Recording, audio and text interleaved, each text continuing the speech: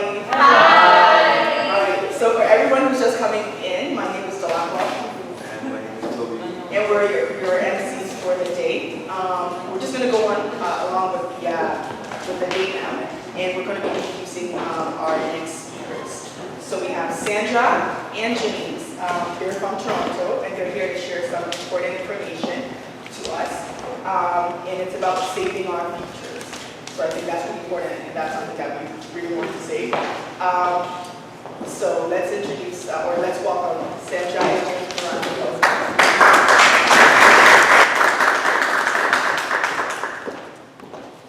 Thank you. God is good, amen? Amen. All right. You know, I greet you in the name of Jesus. I thank you for inviting my husband and I here today. You know, we're really looking forward to, spending some time with this group.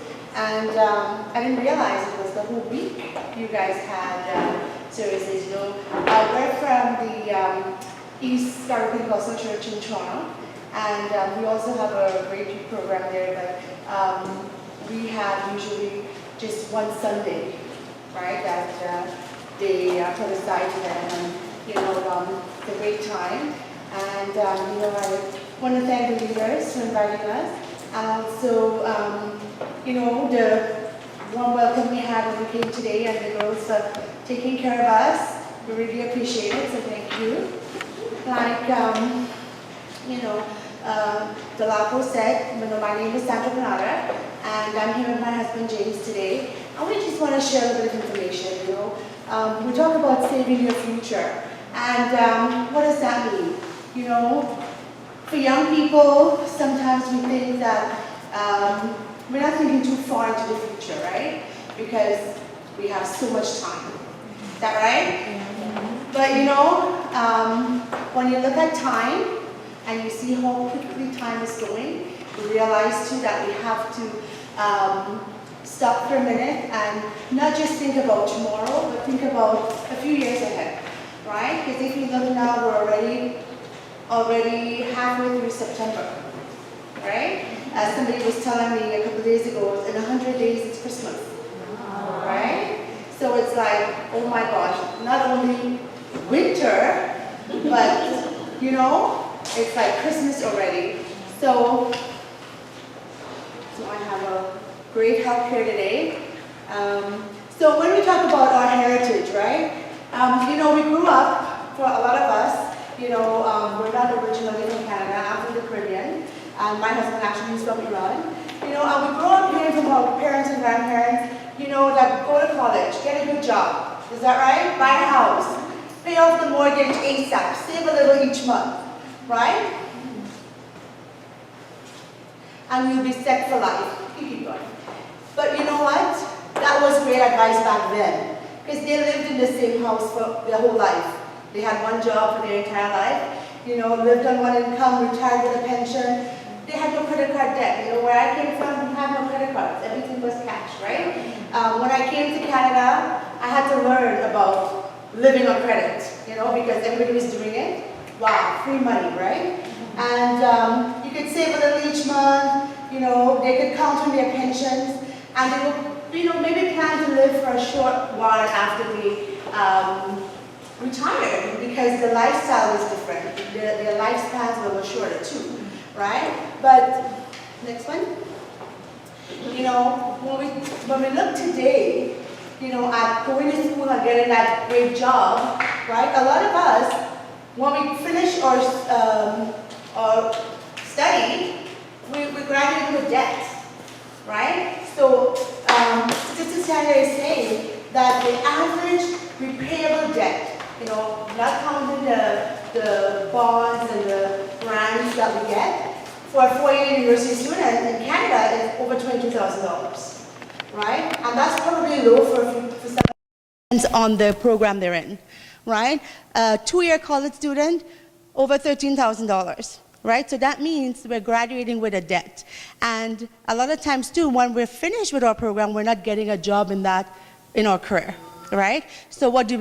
We want to go and get our master's now, because we think that's going to help us to get that job with that income that we want, right? Or dream job, okay? But what's happening today? Today we'll move 4 to 6 times in our life, have 8 or 10 jobs during our life.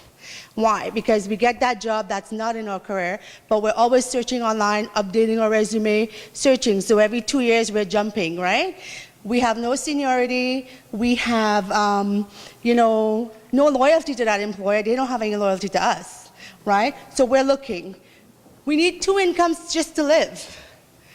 We may never have a pension, right? A lot of jobs now, it's on contract, no benefits, right?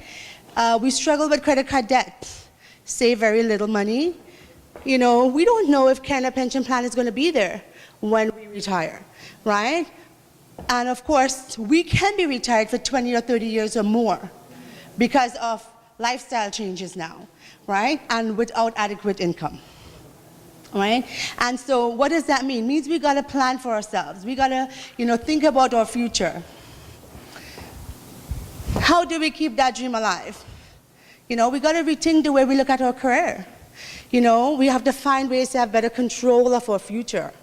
Rethink the way we manage our money. Find ways to cut expenses without changing our lifestyle, right? And a lot of times, it's all about our habits too. Sometimes we live a little above our means, and we have to think about having that delayed gratification, where we wait and we, do something different now so we can have those options later, right? And of course, find ways to make all the money and assets we have work for us. And that means we've got to understand how money works, right? We have to understand how interest rates work. It works for us when we have our money saving and we're gaining interest, but it also works against us when we owe money and we're paying interest, right? And of course, we've got to establish better priorities in our lives. For young people, you do have a lot of time. And of course, when we talk about saving, time is your friend, right? Because you can put away a little bit now, and over time, it'll grow for you, right? Next. So here, I want to talk a little bit about wealth and responsibility. And this is called the X curve. And, on your left side, basically you have less wealth, less income. You're younger, right? You're now starting out. And of course, on the right side, you're basically, this is where the wealth is on this side. So our job is now to try to get over to that right side as soon as possible, right? So as we, at the top where it says law of decreasing, we're now starting out, we've got debts. Maybe the student loan, maybe we've got, children, we're starting to save for their education, we want to buy our first home, we've got a mortgage, or maybe we just have, just regular living expenses, we're trying to keep up with that. So we've got to make sure our responsibility is taken care of because we want to make sure that we're paying everything on time because we want to protect our credit as well, right? But at the same time, we have to think about saving. So we're doing both at the same time. We're saving. We have to, figure out our budget. We have to see in our budget how we're going to manage the income we have, and we're going to make sure that we're also saving at the same time. Where are some of the places we can save? In Canada, we have something called the tax-free saving account. Have you guys heard of that? Okay, so that's one vehicle that the government has given us, Revenue Canada has given us, that's tax-free. Right? You want to save somewhere that's tax-free. You want to also save in something that's going to be an asset to you. So if you're a first-time home buyer, you're thinking of buying a home, part of your plan should be to also have RRSPs, right? So you'll be able to use that when you're purchasing your first home. So those things will actually be going on the bottom there, the light brown, where you're going up, building your wealth, right? And so for a lot of people, though, those two lines never cross because they're not saving while they're at the same time, right? They're waiting because they're saying, okay, I can't afford it now, I can't afford it now. So they're waiting, right? So next slide. But we need money, we also need time, right? In order for us to have wealth. So if we don't take advantage of the time right now, we're not going to be able to build up that nest egg that we need, right? Next one. So we're talking here about saving early. Why is it important to save early? You know, you look at Mr. Start Early. He started at age 25, right? And he saved for a few years. Totally, he contributed $25,200, right? And so at age 48, he was able now to have a return of $128,000, right? Now we talk about Mr. Wait Longer, who waited a few years later, not much, right? 7 years, and he actually had to contribute over twice the amount, right? But his return was just a little more, right? So what does that mean? It means that, you know, we're talking about procrastination. You know, the economy is changing, things are changing, and when we wait, things change. Sometimes it changes against our favor, right? So if we were to start now, we have the advantages of everything that's going on now than to wait, because we don't know what's coming. Right now, we're in the middle of an election. Is that right? So we don't know what's coming, but we know that we've got to think of for the planning for ourselves. Because really we can't depend on the government, we can't depend on the system for when we're ready to do things in our lives, because they're there, but not really there to help us, right? So we got to take charge. Next one. So here, I just want to show you again where time is so important, right? How much time do you have? So now, if you're planning to retire in 40 years, you can, and you want to have $1 million when you retire, right? For example, you can put away just less than $300, $286.45 a month, right? For 40 years, because you have the advantage of time, right? If you had 35 years, it goes up to $435, right? If you have 20 years, $1,697, right? So you look at how the time is so important here. And then, of course, for people who wait really long, 5 years, you want to retire in 5 years, you have to put away at least $13,609.73 a month. How many of you have that to put away every month and continue living your regular lifestyle, right? It's hard. So we have to plan. This is all about learning to plan, to think about ways we can help ourselves, because, you know, we know that people don't plan to fail, they just fail to plan, right? Next one. Again, taxes. How many of you pay taxes? We all do. You may not, even as maybe you may think I don't file a federal tax return, but you pay when you get to the cash register, right? You pay, you know, here it says it's the biggest bill that we pay, because when you earn it, they tax it. When you save it, they tax it. When you spend it, they tax it. And when you die, they still tax it, right? You know, in Canada, there is an expiry tax, an exit tax it's called, because when somebody passes away, they assess your estate, and then there is a tax, a final tax, right? So if we're not planning, if you're leaving something to someone and you haven't planned that those taxes will be taken care of, you don't know what they're going to get. But the government makes sure they get theirs first, right? So what are some of the problems that we have? Most people are not earning enough money. Companies have no loyalty. Jobs are disappearing. Wages have become flat or even lowered in many cases. So how do you earn more money? What are your options? Can you ask your boss to increase your salary? Work overtime? What does that mean when we work overtime? More taxes, right? Get another part-time job? More taxes? Do you have more hours in your day? Right? Learn new skills? Well, we know that we learn new skills. However, we may have more debt because we have to pay for those, right? Go for higher education, right? So it's not about what we make, but it's about how much we keep, right? Because we're not paid what we're worth, we're paid what that job is worth. So when we have a job, we're paid, right? But we have to figure out now how much of that we're going to keep, right? We know how to work for money, but we need to learn how to make money work for us. We can work 8 hours a day, maybe 10 hours a day, but money can work 24/7, right? But we just have to learn not to work harder, but to work smarter, right? Next one. So what are your next steps? Well, you can do nothing. Just continue on, right? Do things the way you're doing it now. You know, a lot of us are products of our environment. We learn things to do the things we're doing from our environment, where we grew up. We may bank like our parents or our grandparents, great-grandparents, right? Because that's where what we learn. But, you know, we have to realize that everything's changing, and we got to change too, right? So Steve Jobs said that the greatest discovery of the 21st century is that we can change our life by changing the way we think, right? So we got to change the way we think, because if we don't, we cannot, you know, keep doing the things the old way, because the new ways are here, and we're not going to be able to keep up, right? We're going to be left behind. So think of your last 5 years, you know.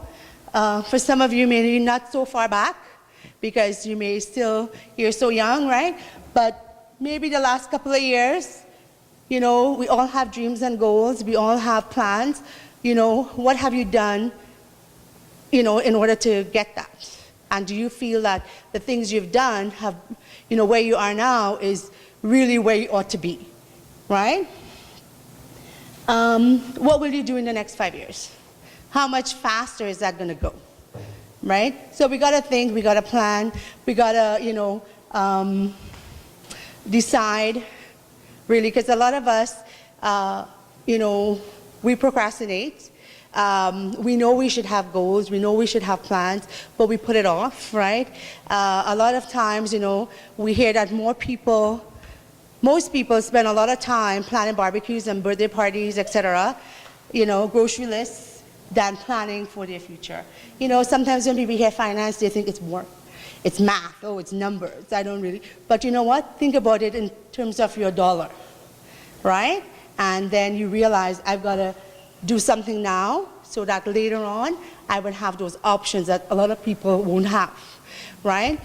You guys have an advantage. You're very young. You're able now to plan now. So even when you look in terms of where your parents are, when you, in 20 years, you'll be so much more advanced, right, in your finances, right? You know, as Christians, we need to know that we are the ones that have to get the word out, and it costs money. Right? A lot of times we're coming to church and we're receiving, but we know there's a lot of people who can't get the word, right? There are a lot of Bibles that need to be translated. Is that right? But it costs money, and we saying we'll pray about it, but not doing anything about it, right? Is not really, I think, what we're called to do. So we have to realize that, you know, when we think about our finance, right, we're thinking about not just for us selfishly, but we're thinking about those around us too, right? So, you know, we have some feedback forms that if somebody would like to get them, we have them, we'll hand them out, and you can fill it out. We can get back to you, give you some more information, help you to plan for yourself, to set some goals, help you to give you some guidelines, right? And if you'd fill it out, pass it back to us, and we'll be able to go from there. So thank you guys very much. We appreciate it. Thank you. Thank you so much, Sandra. I definitely learned a lot. I had completely forgotten about retirement, but she just reminded me that I will have to retire someday, and I need to start planning for that, so I'm not living on the streets or something like that. But does anyone have any question for Sandra? Any questions about the presentation she just had?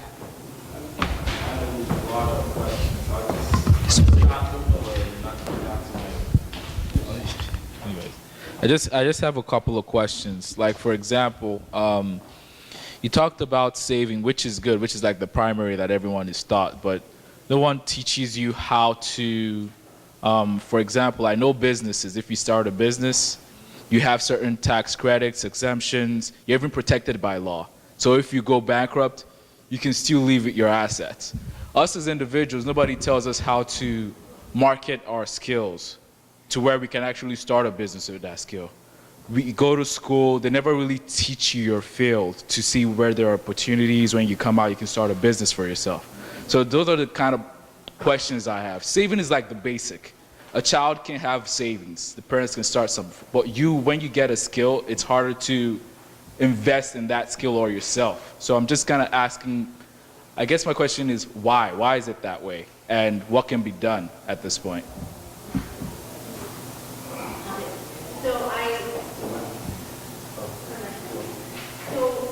Basically, when you look at, It's not when switching you're, on something. you're looking at supply and demand, right? You're looking at those skills. Yeah? And you have to think too, like I say, you have to change. Is that on? Okay. Yeah, it's on. Yeah. Can you hear me? Yeah. So basically, right, I'm thinking you have to think outside the box too, right? A lot of times, right, when we're looking at people wanting to start businesses, we look around to see basically what's there, right? Because of competition, right? We're looking at, so somebody who wants to start their own business, right? You have to think differently too, to have that niche so that you would be able to market yourself, but also capture that market, right? But again, it all comes down to having the capital now in order for you to do that, right? A lot of us now with social media, you see a lot of people posting and trying to create something online, right? Because it does keep the overhead down. But again, it's not the only way. Like, you know, it's not quick.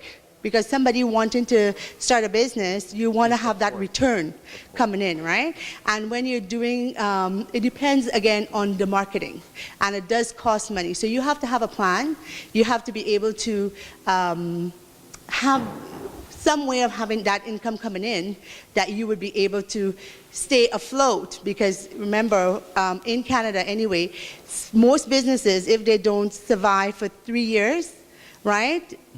I think the government gives you about 3 years that you can claim on those businesses to claim expenses. After 3 years, if you're not making income, then basically they're like, why are you in business, right? Do you want to add to this? Because you have... I just have like a follow-up to that question, in the sense that it's kind of like rhetorical in a way, but why is it that schools don't do anything to support or let you know how to go about, you know, these are the potentials, this is how you go about it, these are the roadblocks, you know, and arm you and get you ready for it, as opposed to just, here's your degree, now you're out. Yeah. Unfortunately, schools give education regarding finance and how to save the money only at grade 11 or 12. And that depends on the number of the people we come. That's what in the business that we do, we try to teach everything, how the money can work for them instead of the work for money. Because we have a lot of people, even though doctors, you know, they make good money. But when they make a good money, if they don't know how to manage the money, how the money work for them, they pay a lot of taxes. Because everybody needs to learn how the money can work, that they can help themselves. I have a doctors, they make $250,000 a year. $250,000, if I tell you, you said that's a very good income for me.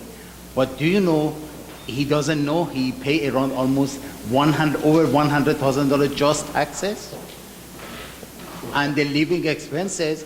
And even he goes from credit card, my background, I'm a mortgage broker. He goes get the money from cash back from the credit card.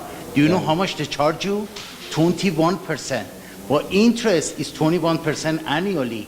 But interest they charge you daily. 21% is actually cost you 24%. When you go buy we always teach the people, use other people's money. We said, James, what do you mean by that? Like you go to Leon's. Leon's give you furniture, for example, for 15 months or 18 months. You go there without paying any tax. You get your furniture you want. Before the times comes, you go and pay them off. This way, you didn't put any money from your pocket. You use the Leon's money to your advantage. But these people, for example, if you don't pay it, like you go have a card with the Home Depot. Home Depot is 28.9%. but actually you're paying 32%. Home Depot give you 6 months. Anything you buy over 200 or 300. If you paid off before that, you're doing good because you're using somebody else's money for your thing. But if you be 1 day late, you have to pay 32%. So here we teach everybody. Learn how you can save and learn how you can help yourself. Because after God, the most important person is who? Is you and your family, not your employer, not the banks, not anything else. Don't think that you go to the bank can tell you exactly what they do. I was at the bank business too. Bankers, we all have a quota. They're taking about their quota, not about your interest. But this one, we try to teach the people, we try every one of you guys, you can be financially free in 5 or 10 years, but you can have a best job in 20 years, 30 years, I will guarantee you, if you don't know how to help yourself, you will be in debt. I think one of the things you're asking too is like why the skills are not taught, right? But when you look at the, like my husband is saying, the teachers, they're teaching that, right? But they know how to transfer the information to you, but they're not actually going out and opening businesses, right? You look at the teachers, they're in that job to teach you, right? But to physically go out and do it, they're not doing it, so Then they're not what's the teaching point? you. Why get an right? education? What's the point? If at the end of the day, So fill out your you're part, really and smart, then we can talk, but- because I know we're out of time. okay, Right? we're out of Yeah. time. Okay. I know we're out of time. Sorry, we have a short minute. Okay. People go get a lot of education. I was educated in the master's degree, University of Oklahoma in Norman. But when we come out, forget about the degree. It depends how much you know, how much you can help yourself. You can have masters, doctorates, whatever you want. This is all theoretical. You learn to have practical experience. Practical experience, you might be master's degree, but if this person, for example, if she is a plumber, she make more money than you do. Because she has experience, she's on demand. But if you learn how the money can help you, money work for you 24/7. Well, other than that, you rather to get 1% of 100 people, or you rather to get 100% of your own effort. Thank you. Please, let me just say one word here. See, the essence of this is for us to be financially literate. If you saw the presentation, 95% of Canadians, they retire poor, broke, really broke.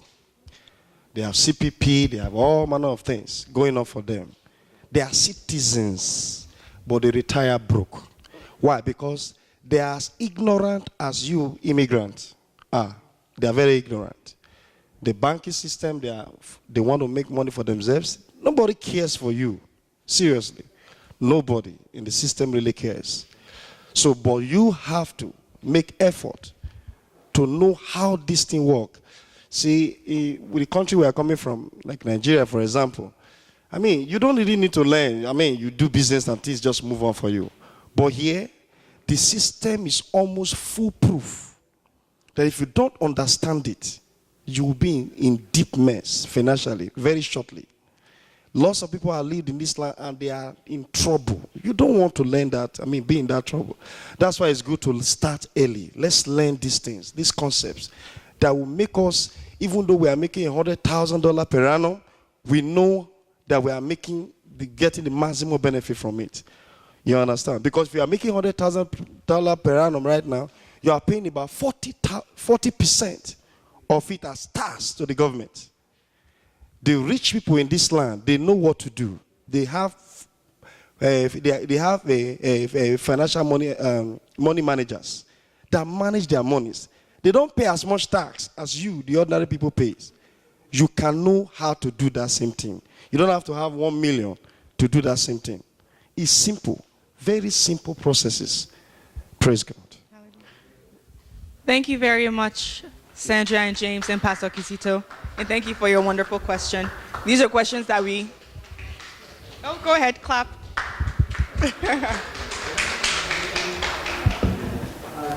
These are questions that we generally don't have in our heads until we hear a wonderful lecture like Sandra just gave to us, and I hope that everyone has really learned something from this.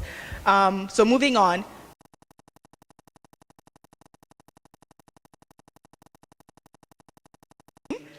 And over here is Toby's amazing team. I think he took everybody from mine and brought them over here, but that's okay. So what's gonna happen is people from my team wrote some interesting or random facts about themselves. So I'm gonna come over to Toby's team and I'm gonna pick someone to pick something from here and read it out loud. And then you guys have to guess who it is that we're talking about. And then Toby's gonna pick from, Toby's gonna take his basket over to my side, and someone from my side is gonna pick something that someone from his team wrote, and they have to guess. So whichever team guesses right the most wins this game. Are we ready to play? Pardon? A big hug from Toby.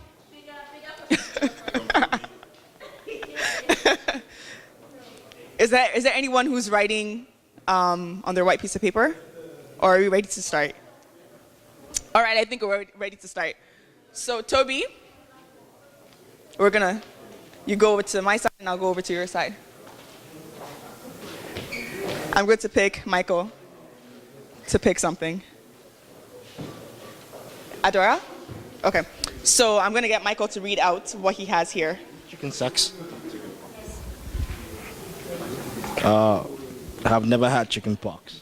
So what was written is that I have never had chicken pox. And also just know that this is my team right over here, and this is Toby's team. So something I wrote or something Toby wrote is in there, so we're also game.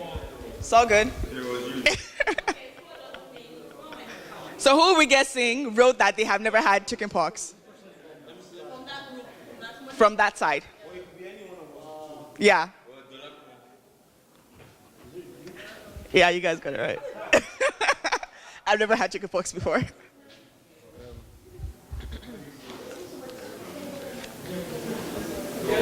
What is this?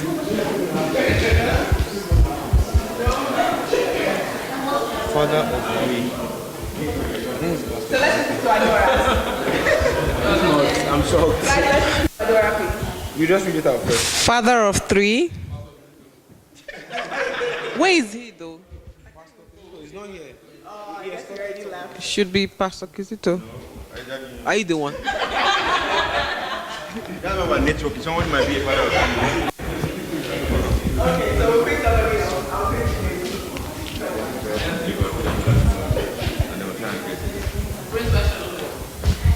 And you pick someone. Okay, the person already snitched on themselves. The person said, "Hello, Tunde is my name."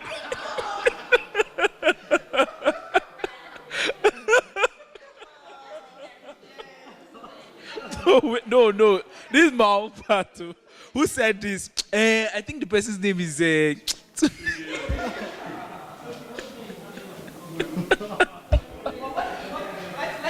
Okay. It's pretty straightforward. It's like a brief biography of the person. My name is Tunde. I'm from Ekiti State, Nigeria. I study chemical lab tech at Fanshawe. That's pretty much it. All right. Thank you, Tunde. Yeah, you did. So Toby's team is winning right now. Thank you. I'm cool, lovely, and exciting to be with. Interesting facts. Sorry. Sorry, the writing is somehow cross. Is it handed or handed? I think it's cross-handed. Oh, cross-handed. So now you have to guess So you have to guess who here cross-handed wrote that. What does cross-handed mean? Maybe like they write with their right and their left hand, I'm thinking. What? Okay. When you're cross-handed, it means that you do some things with your right hand and you do some other things with your left hand. Like you might be writing with your right hand, or play football with your left hand. So with your left leg.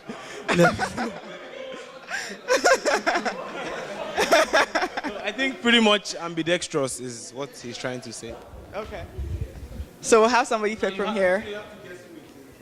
Hello, what's your name? You didn't guess? Oh wait, sorry, who is it? Who are we guessing? Oh, yes. You drop yours. Yes. Who is this now? So guess who is that? So then who is it? Just point. Okay. Interesting. You just missed it. So it's not cool and interesting. How many guesses? One guess, and you guessed it wrong. Sorry. So who is the person? Can you please confess? He tricked you guys. Okay, so we'll move on now. Shola. Shola? All right, so Shola's gonna pick.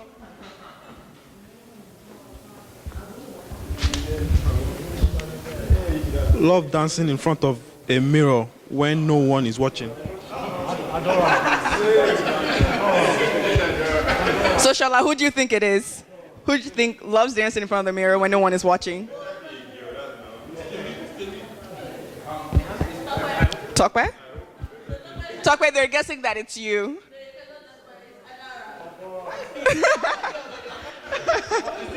It'll shock you that it's Femi that likes dancing. Yes, me. So they missed it then. Well, they actually was. Oh, did they? Okay. My personality matters. I think some people took random too literally. What? My personality. Personality matters. That's inception. That's deep. Who looks very deep here? Deepest person. Look at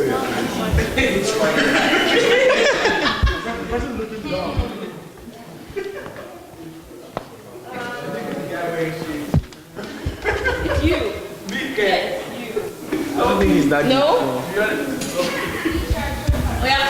How many tries? Just one guess. So who's the person?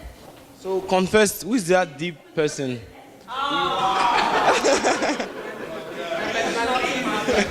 All right, so we're just gonna play one. We only have time for one more on each side. So, yes, one more on each side. We have more time? Okay, how much time do we have, IB?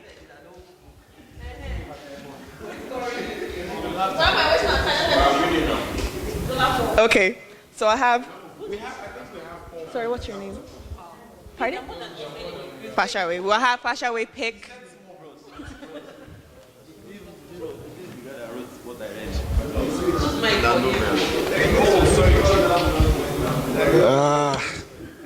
This list is long. Okay, I start. I like to eat African food. I make my own African attire most of the time. I don't.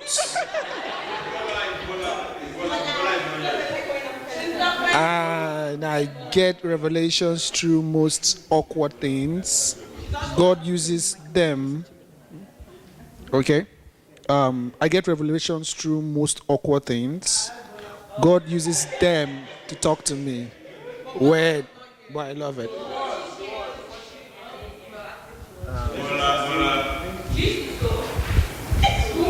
So who are we guessing? It's Bumi. All right. So we're guessing that it's Bumi. Is it really Bumi? I think it's Bumi. Bumi? Because Bumi was sitting down here, so I guess it's her. All right. Was it you that you get revelation? You like that? You like? Oh.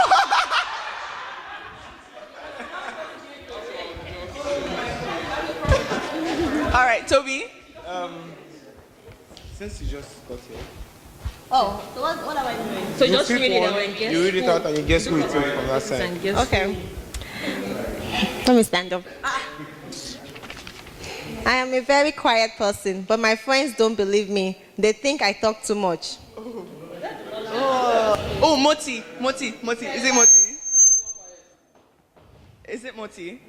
No? No, it's not Okwe. Yes. Okwe was sitting down here. Is it Okwe? I am a very quiet person, but my friends don't believe me. They think I talk too much. I know. No motive. Oh, this is tough. Oh, it's Esther. Esther? No. Esther. Is it principal? Oh, it's Abisola. Oh. So who is it? Who wrote that? Confess. Who are you? Who? Who was it? No one wants to confess. I'm a very quiet person, but my friends don't believe me. They think I talk too much. Nah, the person's from this side. Bumi, was it you? What group? This side. On this side. Yeah. I think it's Michael. Michael? Or is it Fermi? Wait.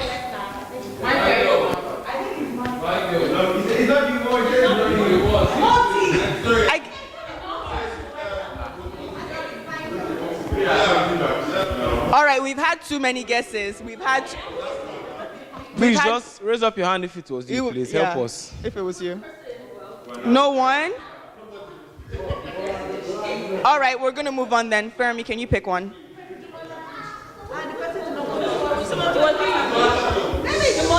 Jumola, was it you that wrote, I'm a very quiet person, but my friends think I talk too much?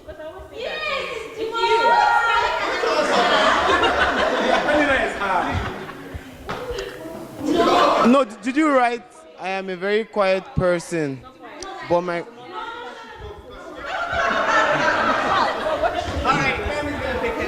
The earliest I sleep is... The earliest I sleep at night is 2 a.m. I love making videos. I'm my mother's only child. Why you guys guessing?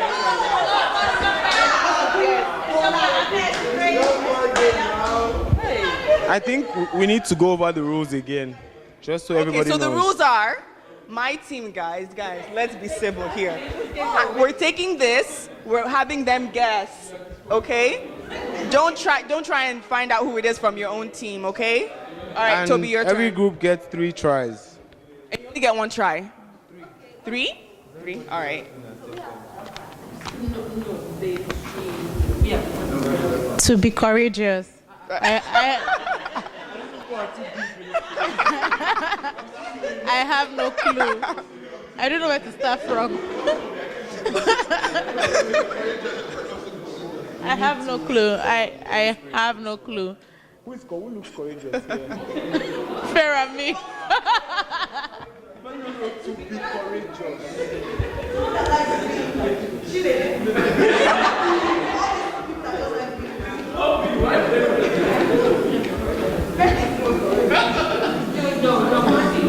It has to be someone. No, I feel like it's him in the camouflage over there. He's acting very quiet. Is it? What?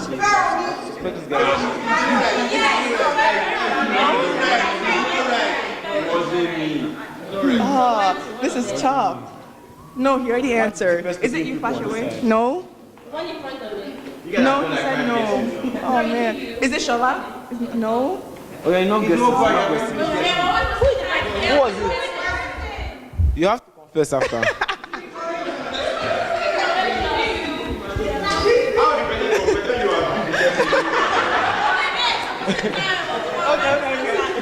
So it's your turn.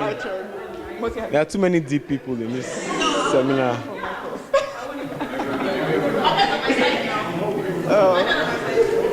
I'd like to travel to Mauritius. Oh, well, you just confessed. Is it you? One. Oh, it's Adobe. I like to travel to where? Mauritius. Not one. So who? Oh, I can't even answer. Who wants to go to Mauritius? What did you say? I'd like to go to Mauritius. All right, Toby. Okay, next, 3 parts.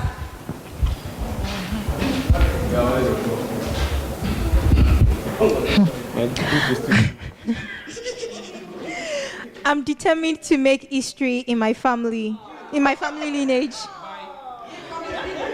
In his family lineage.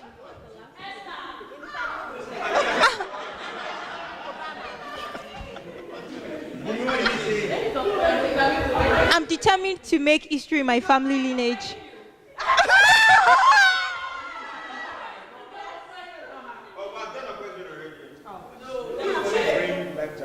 Wait, let me see this Android thing. All right, I think we've had 3 guesses. Who was it? Wait, one more. Let's see. Fashion. Wait. Oh, okay. Okay. Next. I'll have you pick. Okay. I enjoy traveling. So broad. So this person is on that team and they enjoy traveling. They enjoy traveling. Obi, is it you? No? Oh, now it disappears. Oh, yeah, try this. I put it like that. It's very obvious. How? Huh? You're on our team, so say. No. I'm on her team. Who's the best Toby? I have no idea. Who asked the question? Who raised the question? I like traveling. What is Who wrote it in the group now? Adobe, is it you? Now, what was the time to say? Adobe? Who is it? When I know the person, your mouth. So it's Adobe. Adobe likes to travel. Okay, Toby, your turn. Have her pick. It's my turn? Okay.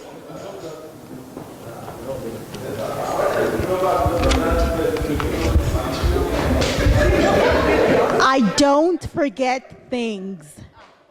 Wow. An elephant. Chidi. I don't forget things. Yes. I feel like it's.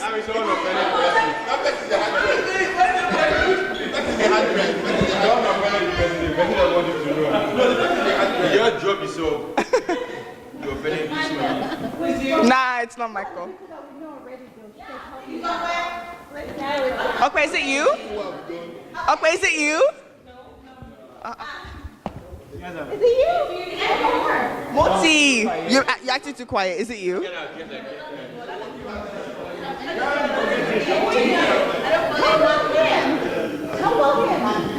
No, we found him already. The one with the headphones? Yeah, we found him. I'll keep on about this one. He didn't make any. How about Michael?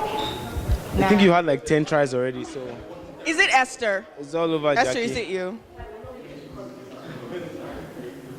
We've asked everybody. Is it you? No. No. I find out who it is. All right, that's enough. Who is it? Who doesn't forget? Who doesn't forget things? Me, I don't forget it, but not me that wrote it though. No one wants to confess. Please, who wrote I don't forget things? How did you forget that you wrote it?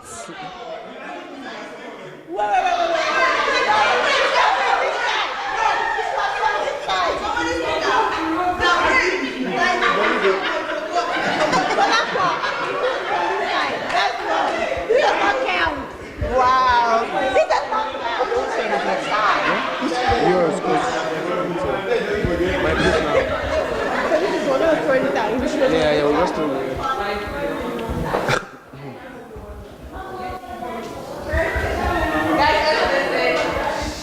Traveling when the opportunity arise. Traveling like when the opportunity arise. Traveling. When the opportunity arise. So they like to travel when the opportunity arises. And they like to play soccer. And they're from that team. Play soccer. This is my team now, Dolakwa, so I can guess who it is, right? No, it's. So you guys have to answer, guys. Femi is Femi. No, Toby, don't answer. Your team has to answer. Guys, brainstorm. I like to play They're soccer saying and it's not Femi. Not Femi. No, Tunde. No? So who? Guys, my team, who is it? Who? Adora.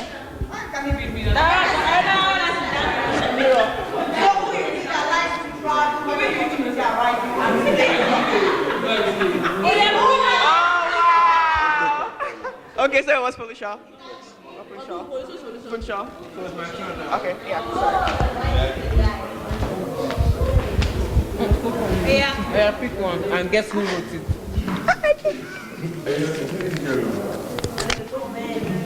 I want to be a footballer. Why are you so vicious? Is that guy real? Who wants to be a...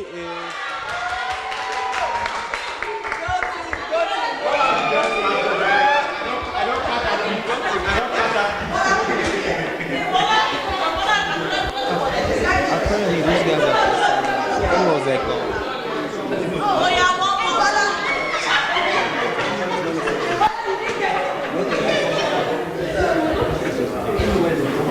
Okay, so I've had Shola pick. I haven't had. Sorry, where's your name tag? What's your name? Gbenga. So we're gonna have Gbenga pick now.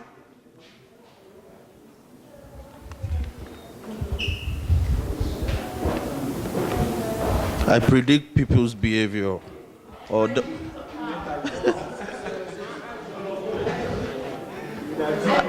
Wait. I predict people's behavior or what they will say before I meet them. Before you meet them.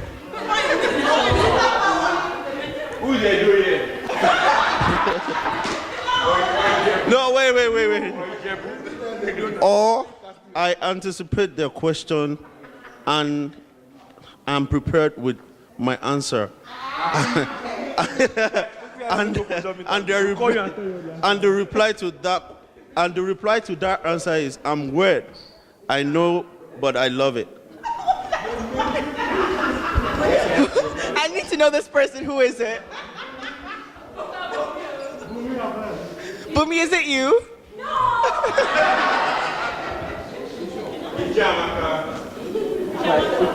Is it Jumola? No, Jumola likes to dance. Are you? Guys, so we don't know who it is? No, he's already on that team. Onyedika, is it you? No. Femi?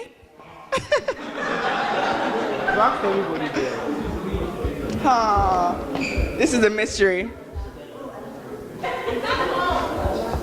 Obi? All right, I guess. Is it Chiamaka? Is it you? You know the person? Who is it? He already went. He's cross-handed. So who is it? Who wrote it? Who was actually Bumi?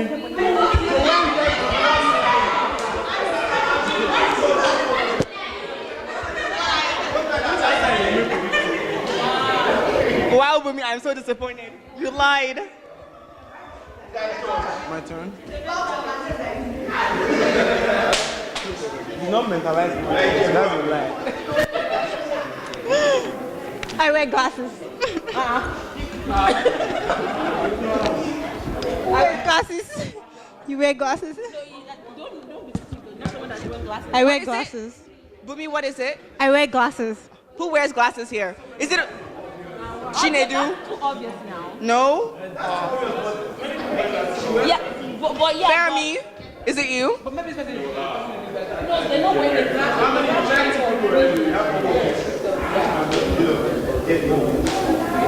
Who wears glasses? Esther.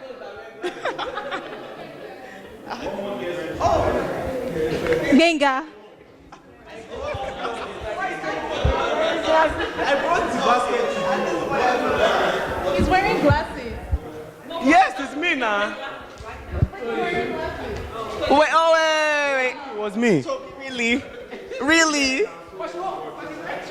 I totally missed it. Did you find it? Okay. Someone needs to pick Michael. He has to pick. So now everybody knew that Michael hasn't gone. Yeah. Wow. I am a graphic designer. I am a cleaner. I love babies. I love babies. Cleaner. I am a bathroom recording artist. That means they sing in the shower. So this person likes to sing in the shower. They like babies. They're a cleaner, and they're a graphic designer. Femi. Femi, is it you? Femi, it's you. Aww. Is it you? Oh. Say I guess so. Aww. I'm still scared of the dark. Oh. Agbaya. Nah, it's a guy. It has to be a guy. No. Chinedu, is it you? Chinedu, is it you? Shots. Alrighties. Esther, have you picked? No. Yeah, pick one.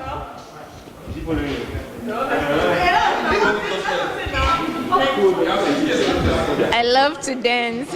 So the person on this team loves to dance, and I think it was Demola. Yeah. She already said that she did. So we're going to throw that one out and pick another one. Because she already confessed.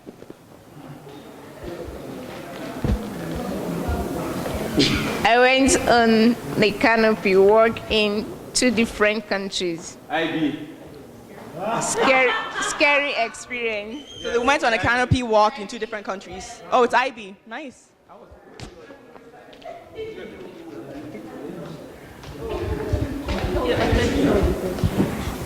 Oh.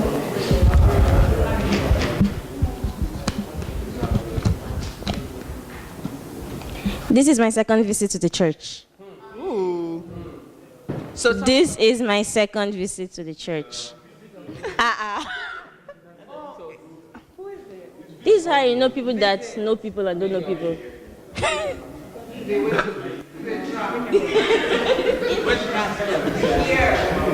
It's from that group. Oh, is it Gbenga? No. The guy with the red shirt. Second. Oh, no, it was probably someone that came last night. So today will be their second time in the church. Okay, Peter. so- No, you already went. Shala? No. We're supposed to. Her? No, it's not Michael. Michael's been here more than twice. Is it you? No. The guy with the jersey. It's not the guy in the jersey. This is how you know how we look at people. It's him. It's that guy in the jersey. Is it you in the Make sure Oilers? with the jersey. Is it you? It's not him. I think we went through everybody. The guy in the red shirt, stripes, plaid shirt. Plaid shirt, sorry, plaid shirt. He already went. No, the guy beside plaid. Not Shola. It's not him. We should trace the handwriting. Let them write, please. I mean, she said she wasn't. Michael wants to be a footballer, She said she so it's wasn't not the him. It wasn't Shola. Man. This is tough. Who is it? Femi, was it? I don't want to raise up. Who is it? Who was it? He was one of the finance. The guest? Oh. Perhaps. Mind blown. Finance, they come to church yesterday. All right, we're just going to do one more because I only have one more here. Where did you go? You already went. You already went. No, you don't. Are you shy? That's why you shouldn't. Thank you. I love Korean dramas. They love Korean dramas.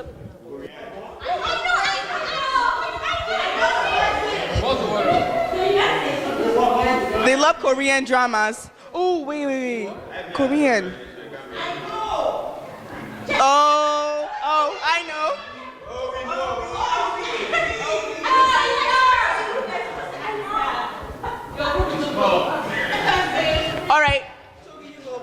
and then. Oh, the last one. Oh, okay. So before we start eating, because we've been at the perfume stand and all that kind of fun stuff, we'd like everyone to go wash their hands. The bathrooms are over there. There's the guys in the girls' bathroom, so there's So sinks in there. the last one, but some people are eating already.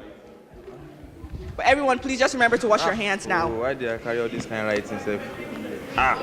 Manchester United fan, prospective food, taster. Okay. Aspiring with mattress tester. Okay. Mattress tester. Mattress tester. Sorry. My lip gloss be popping. I don't know. Oh my There's God. a lady. Not there. She's not there. And one more clue. The person is a chairman. No, it's not Moti. Let me help you. Let me help you. No, wait. So number one, they're a Manchester United fan. They're prospective food taster and mattress taster, and their lip gloss be popping. The better. I didn't really hear you. Nobody questioned that. What is our last answer? Who are we guessing wrote that? Michael or Esther? Does the person want to confess? It's Michael. It's Michael, actually. It's Michael. Just so you know on behalf of Esther. It was Michael that wrote it. All right, please let's remember to wash our hands before we continue eating. And that concludes our icebreaker. It was nice getting to know everybody. That was a good laugh. Thanks everyone for participating.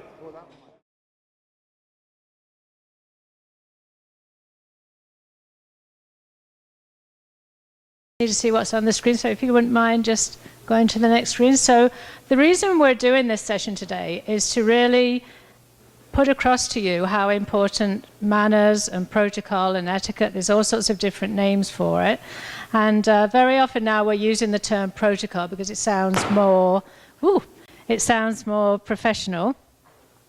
And a lot of businesses actually are enforcing their own rules of protocol and etiquette just to make for more smooth daily operations within a corporation. Because let's face it, when people think of manners and things, they often think that it's maybe old-fashioned now. Sometimes when I go into places and they find out we're going to be talking about manners and protocol, some people think, oh, we're going to learn how to curtsy and drink tea properly. And they think of all those old-fashioned things. But it's actually much more than that. It's something that will actually make a big difference. So if I was to say to you in a job, how much of your professional and technical skills would make you successful in a job? Would you say that 95% of why you're going to be successful in a job or keep a job or be promoted in a job, would you say 50% or 75% would depend on your technical skills, and a small percentage would depend on your social skills, which is the term that we use to describe protocol and manners and etiquette. So any guesses? 50-50? 50-50? Anyone? What do you think?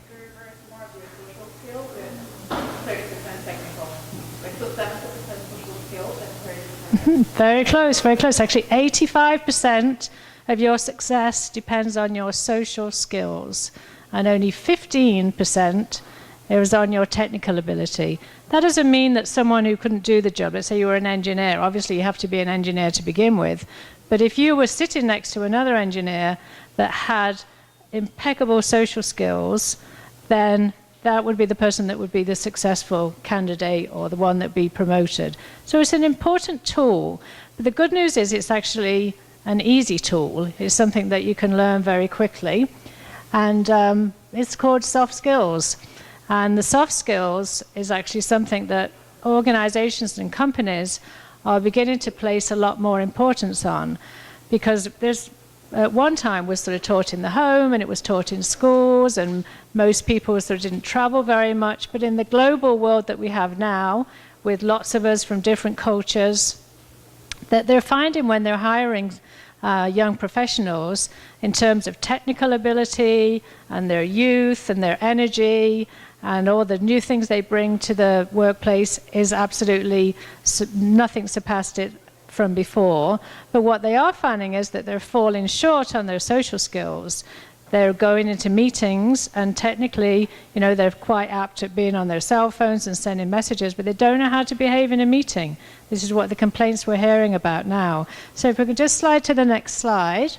I want you to read that, and anyone can tell me, just read that, and we can talk about, a manners old-fashioned, is it something that was is it a today thing, or is it something from history? So when you look at that, can anyone tell me when that was written?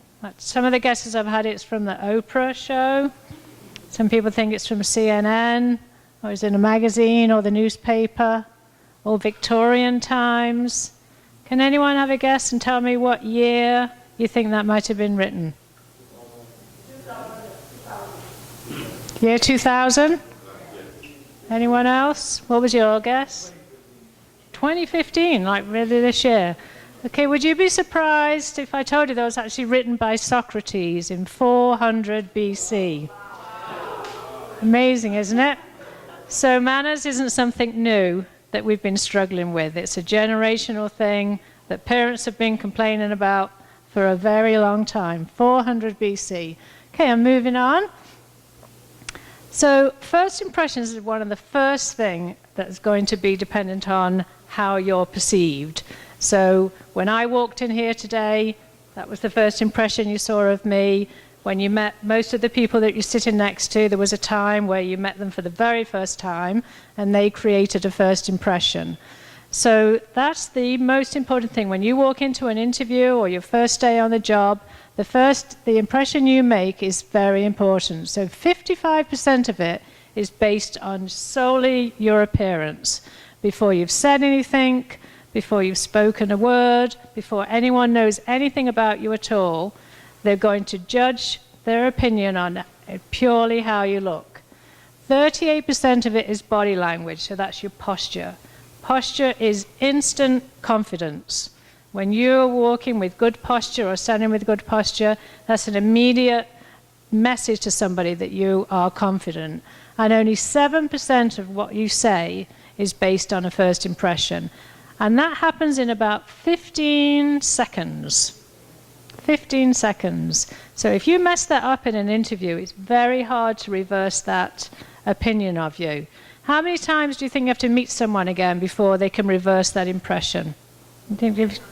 How many? Who said that? How many times? 10 times, do you think? You have to meet some? Oh, just one. One more time. It's actually 20. Takes 20 more interactions to reverse a first impression. So this social skills thing is becoming more and more valuable, isn't it? Maybe there's a point to all of this. So what can we do? So if we just flip to the next slide. So these are what we call presence PowerPoints. These are the things that make that first impression the best you can make it. So it starts off with your eye contact.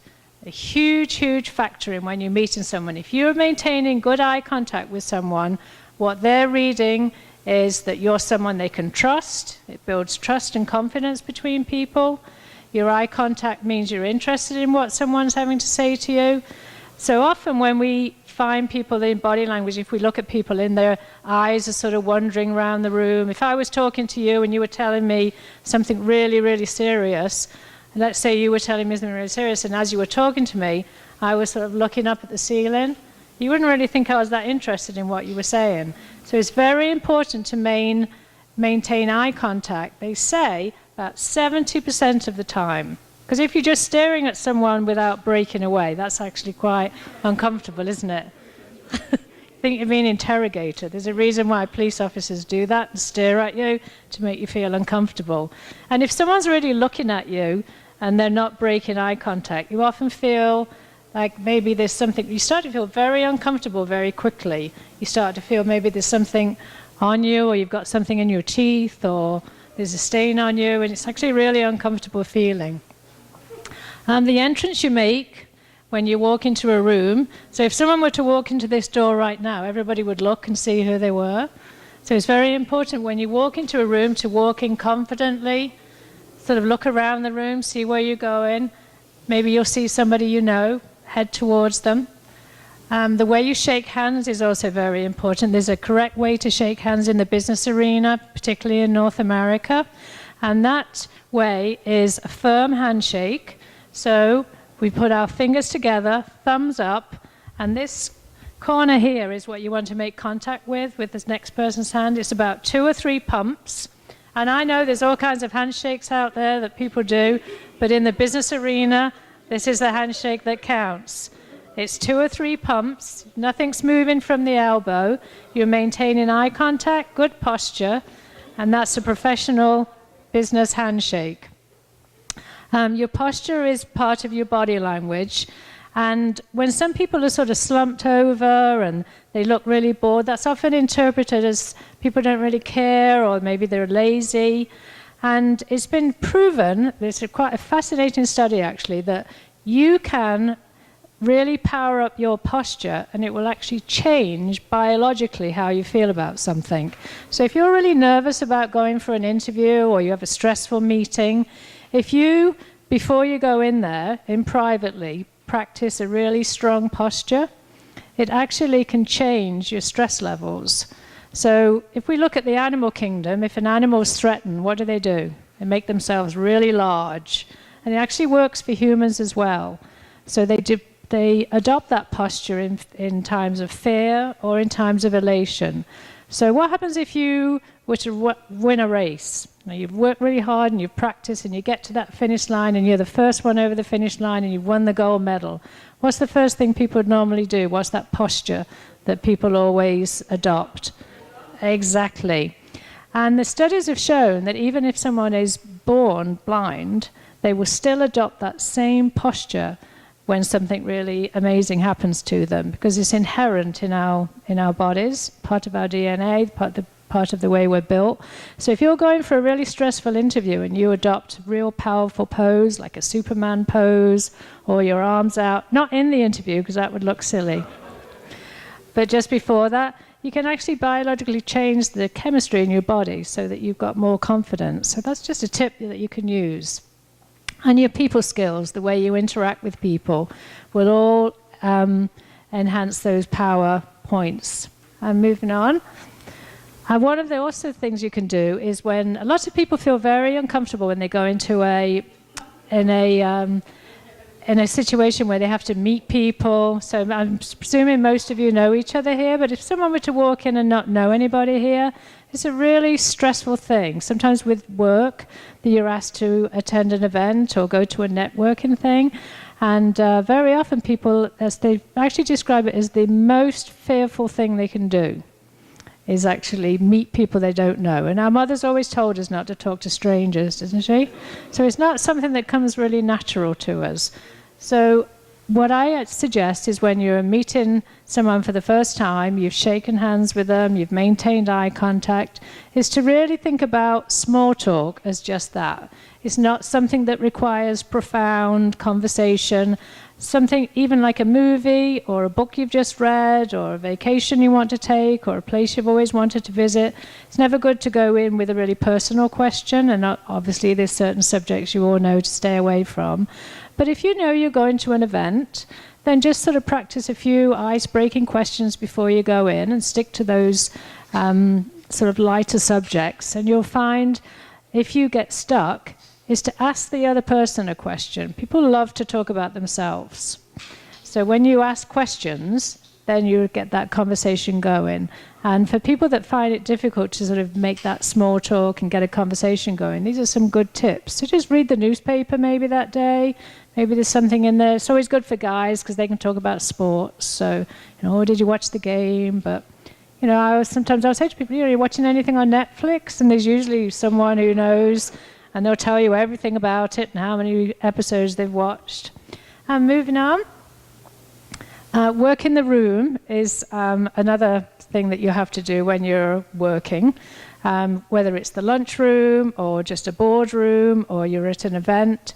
And one thing that people find really difficult is to walk up to a group where they don't know anybody and introduce themselves. Anybody find that difficult? I know I do. So what you want to do is, I've talked about making that entrance. You want to walk into the room And you want to just take a quick scan of the room around and look for a friendly group. So you don't want to look for a group that's sort of really close in conversation and they look like they're having a really serious conversation. You want to look for a group that's sort of got open body language. They're maybe not quite as close to each other. They're chatting. And then you simply walk up to that group, try and make eye contact with one of the people in there, and simply say, "May I join you?" and introduce yourself. May I join you and introduce yourself. So the next slide, please.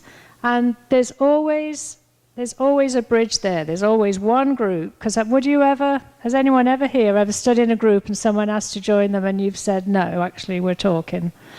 No, you would never do that to anybody, right? Exactly.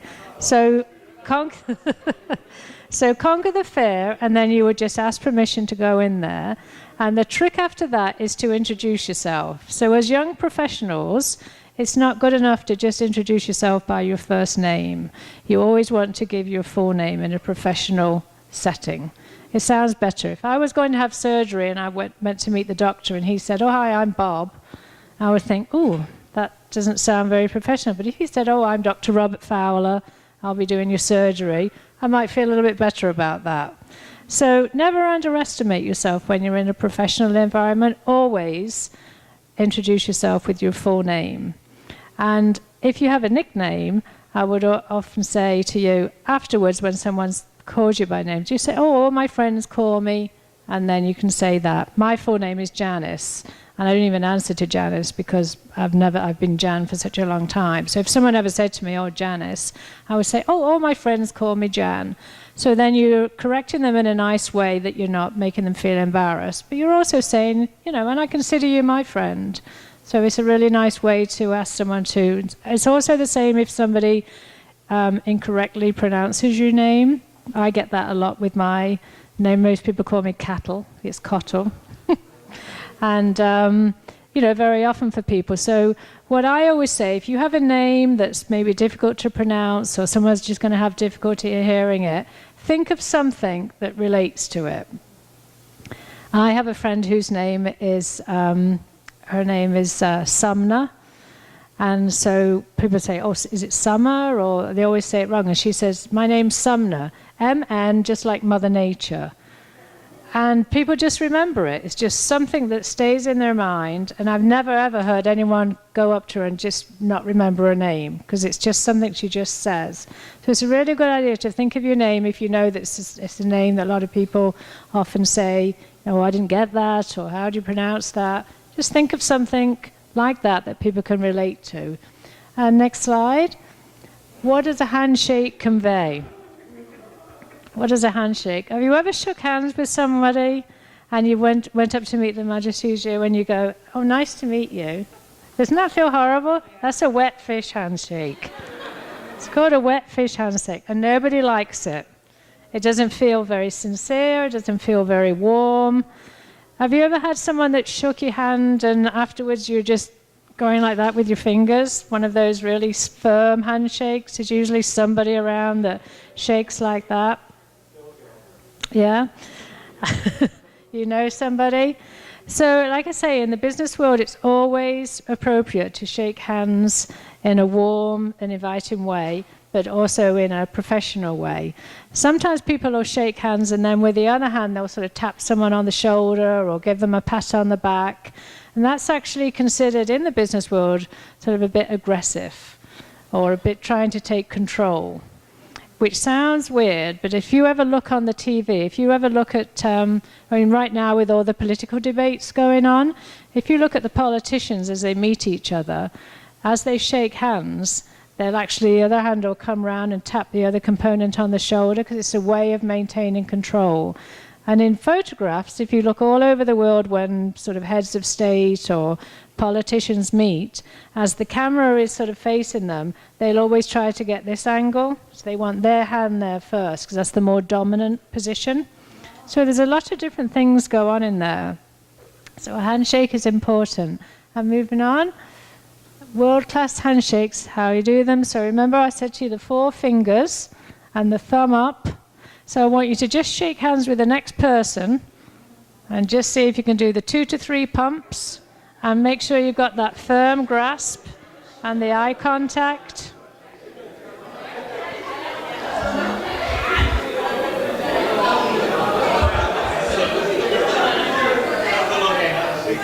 Very good. Everybody doing a good job?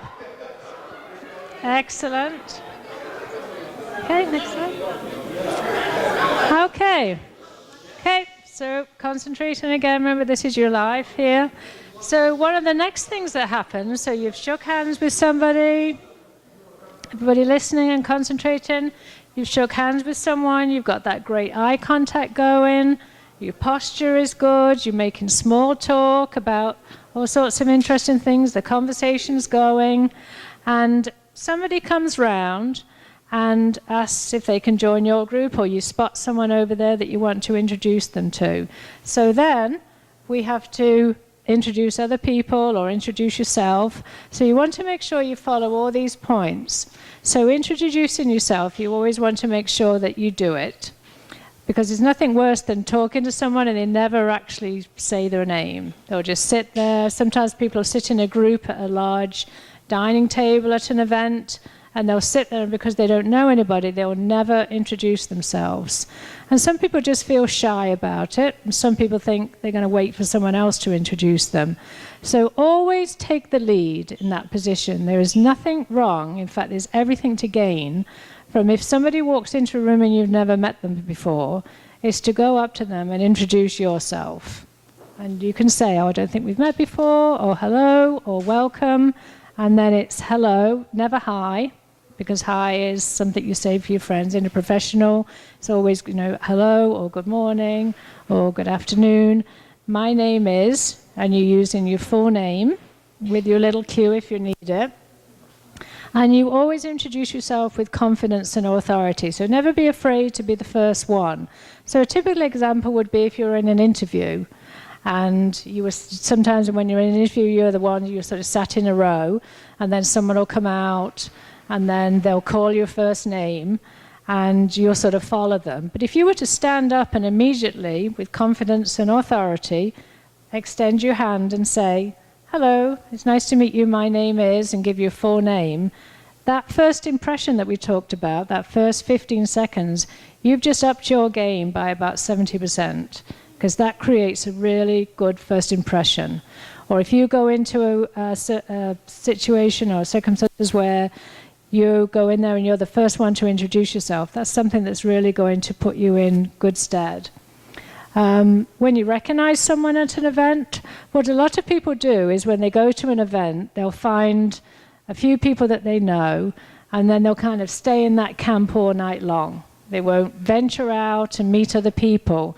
But I can tell you that companies, and especially with new recruits, they will look for candidates that can handle themselves in a social situation. Many of the presidents and heads of companies today have been selected from senior management as people that have excellent social skills. So they'll watch for people networking. Not only will they look for people who are introducing themselves to clients, they'll also look for people that also acknowledge their peers. So a perfectly successful way to do that would be to go to a mingling event, maybe for your company, and immediately as you go in, you would try and introduce yourself or say hello to as many people as you could. I mean, if it's an event with hundreds of people, then obviously you're not going to get around everybody. If it was a small event of 15 to 30 people, it's your responsibility and your duty to say hello to every person in that room, to make sure you've acknowledged everyone, shaken hands with somebody. Even though you might work with them every day, it's important to go over to them and say, oh, how are you doing? It's nice to see you here tonight, because that shows management that you're a team player and you're interested in your colleagues, you're interested in what they have to say. So the mingling and the introducing yourself is important. When you attend an event, so you're at an event today, so hopefully you would have acknowledged all your peers in the room. So do you all know each other already, or are the people new here? So it's very important that if you've seen someone here new today, that you've taken the time to introduce yourself to them with your full name, and had a good handshake with them, and so you'll know them the next time. So make sure that before the day's over, you've all done that. We slipped over. So electronic communications in the workplace is probably, as an etiquette consultant, one of the biggest complaints I have and have to deal with. I'm often called into organizations because particularly the cell phones is such a problem. And some companies are actually banning them. They're saying, no, you just leave them at home because people are on them all the time. And I'm very impressed to see that nobody's on them here. I did a presentation at the police college a while back, and the chief of police's cell phone went off, and he's very embarrassed about it. So even when it's on vibrate, it's still an interruption. So if you're in a meeting, or you're with a friend, or you're having coffee with someone, then I always like to say, love the one you're with. Because you wouldn't go to dinner with someone and sit down and take out a book and start reading it. And your cell phone is the same message. What you're conveying to that other person is, I'm really enjoying being with you, and it's fun to spend time with you, but this little gadget here is my number one concern right now, and I'm much more interested in what's going on here than anything you've got to say to me. So it's really having a negative impact on relationships now. And some of the older generation think that the younger generation actually don't know how to communicate with people. So if you look in a typical coffee shop or a restaurant, you'll mostly see people on their cell phones, and they're not talking to each other. And so what happens is, as they enter the workforce, management are finding that the young professionals, brilliant academically, technology, brilliant, but they're finding is they really fall short on these soft skills, these people skills, because they just haven't had that interaction. They're losing confidence on how to interact with people. They're losing those soft skills of introductions. It's something that people often don't place any importance on, but actually it can make all the difference between you succeeding in your job. So cell phones off. Your voicemails is another huge thing. So make sure you have an appropriate voicemail on your cell. So most people think it's quite funny to have something, but I can tell you from personal experience, I've sometimes been on recruiting committees, and we've interviewed people for a job, and we've called them to tell them they've been successful, and actually changed our minds when we've heard the voicemail. Exactly. Because if it's something that's really unprofessional, then they've actually changed their mind because they've thought, well, this is the kind of message that they're putting out there. So if you're using your cell phone for business, and you never know who you're meeting. I always say, always be switched on. You never know who you're going to be sat next to. You're never going to know who you're going to meet. Then just say, oh, you've reached the voicemail, or I'm not able to take your call, please take a message. And then when you're talking to that person face to face, then have your fun and games and your jokes, but keep your cell phone professional. And same with social media. I'm sure you don't need me telling you whatever you put out there. A company I was working with actually let a girl go because she called into work sick, and then posted on Facebook how great a time she was having at the beach. So she lost her job the very next day.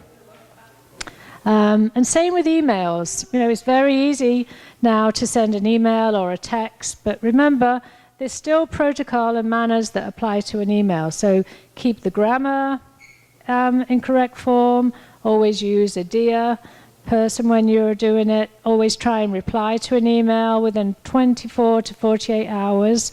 In the professional world, always try and do that as well. So moving on, dining etiquette. So that's a whole course that I actually teach. I teach a day's course. It's called Dine Like a Diplomat. And we have a very formal meal, and I'll teach the delegates how to sit down, eat a meal with a knife and fork, and maybe 8 different courses and different types of toasts, and just how to eat the whole thing. It's a really actually fun day. And one of the times I taught, it was actually to some people in San Diego. They were part of the US Navy. They were going to the White House for a dinner, and it was my job to come in and teach them how to go to the dinner and attend everything. So it's a really exciting time. So people think, so what do dining skills matter? Sometimes you're actually interviewed over a meal. Certainly some professions, so lawyers, I know some different lawyers that have been interviewed. Sometimes the third or fourth interview will take place over a meal. In fact, 40% of all business transactions take place over food. So 40%. So that's a lot of business transactions. So you can't afford to be sloppy at the dining room table. Some people say it's just as important to have skills in the boardroom as it is around the dining table or a cocktail party as well. So you need to think about those things, brush up on those skills, and make sure that you're observing them correctly. And some of the things, so, easy things. So if you're going into a restaurant and maybe it's a business meeting, so you want to make sure that it's really about the meeting, it's not about the food. So they didn't look at you and say, you know what, we're going to invite her because she's always hungry, so she'll love it. No, they're inviting you because you've got something to offer, you've got something to contribute to the meeting. So they want to make sure that when you're there, it's actually business that's taking place. It's not just about the food. Sometimes it is just about the food, but not then. So you want to make sure, even when you're ordering something, that you order something that's just going to be easy to eat. You don't want to order a great big 4-stack sandwich and gravy and everything, so you're continually in a mess. So just be mindful of some of the things that you're doing in a restaurant. And next slide, please.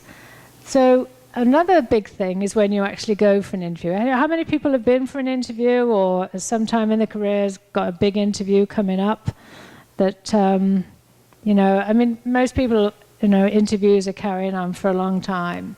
So there are 10, I think, key things. So one of them is the first impression. So that's that first time you see people. That 15-second is when you really sort of make it happen. And very often, someone or like hiring executives that actually have already made a decision within that 15 seconds whether they're going to hire someone. You wouldn't be very happy about it, or at least most people wouldn't. And it shows. Somebody might even say to you, oh, you don't look yourself today, what's going on? Oh, I've got to go to the dentist, be 4-hour appointment, looking forward to it. But let's say you got out of bed and you would open an envelope and someone had sent you $10,000. You would probably have a bit of a spring in your step and you'd a smile on your face, and people would pick up on that. And it's the same in an interview. People pick up on a positive attitude, and that's who the jobs go to. People want you to be successful. When you go into an interview, they desperately want you to be the person they want, because they're sick of interviewing people. They probably look through 3,000 applications, 3,000 resumes. They'll look through them and toss one, look for another one. They'll get an interview with people. They desperately want you to be the person because they want this to be over. Most people who interview for a living hate it. They hate looking for new candidates. So they want you to be the one. So when you walk in and you're smiling and you've got this great attitude and you look good and you've introduced yourself, you look like you're a team player, which is what people want in their company. They want people who can get along with other people. I know someone who went for an interview the other day for someone who's constantly changing. They're constantly bringing new systems in. And they said to her, so tell me a little bit about yourself. And she said, well, I don't really like change. It's like,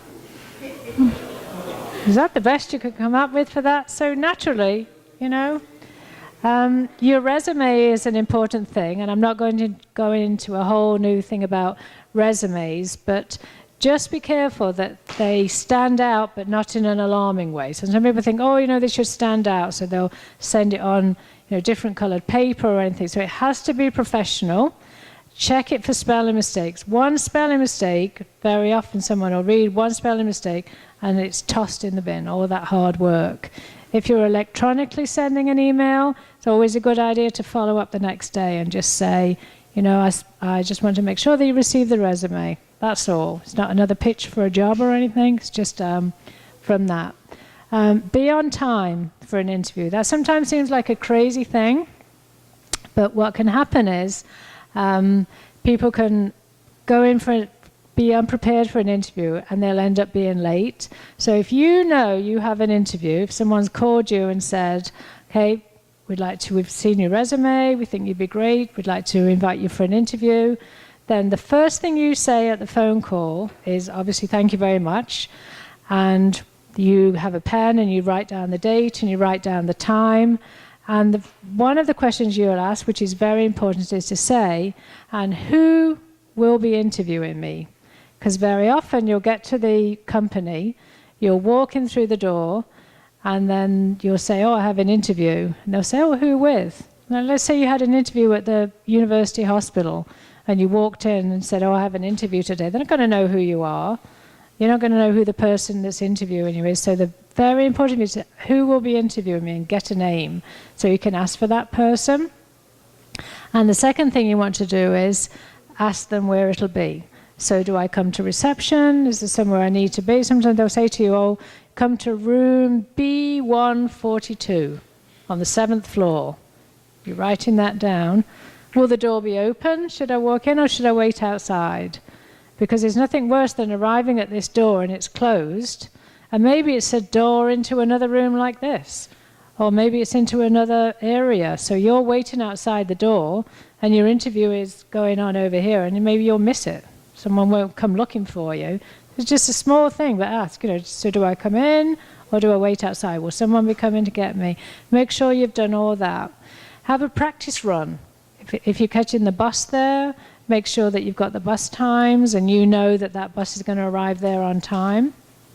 Or if you're driving, is there somewhere you can park? There's nothing worse than maybe driving there and then you get there and there's actually all company parking. Does that sound familiar? And you can't get in there. Maybe there's barriers there, so you have to park 4 streets away and it's raining. And you get to your interview and you really don't really pull off that first impression because you were wet through. And this sounds like a silly thing, but acknowledge the receptionist. So if you go into a company and you maybe got a bit of an attitude or anything, or something that maybe comes off as a bit of an attitude, then make sure that when you see the receptionist, you say to him or her, hello, my name is, with your full name, I have an interview today at 10 o'clock with the name that you've already got because you wrote it down. And then, ask them, how are you today? Or make small talk with them. Because very often, what will happen when you're in an interview is the person that has interviewed you might love you. And when you've left, they'll often go to the receptionist and say, how was that person when they came in? What were they like? And maybe, if you go in there and you're all grumpy or don't give that first impression, they'll be like, oh, they were really rude when they came in.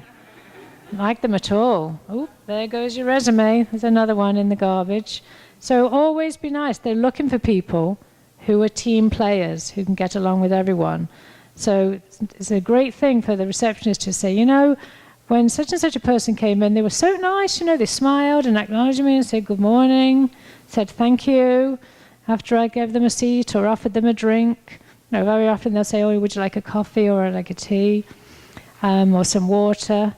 And believe it or not, never a good idea to go in with refreshments. I have seen people go in with a coffee for an interview. I've seen people go in chewing gum for an interview. I've seen people go in with their phones.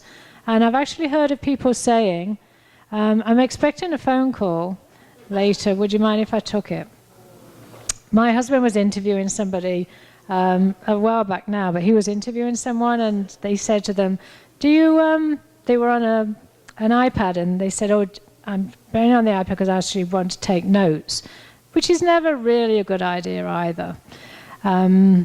So this person was taking notes and my husband could see in the mirror, in the glass behind in the reflection of the iPad, he was actually playing a game. He was playing a game while I was being interviewed. It was like the model interview for everything not to do. And then one of the questions he asked him, so what do you know? What do you know about our organization? And he said, nothing really.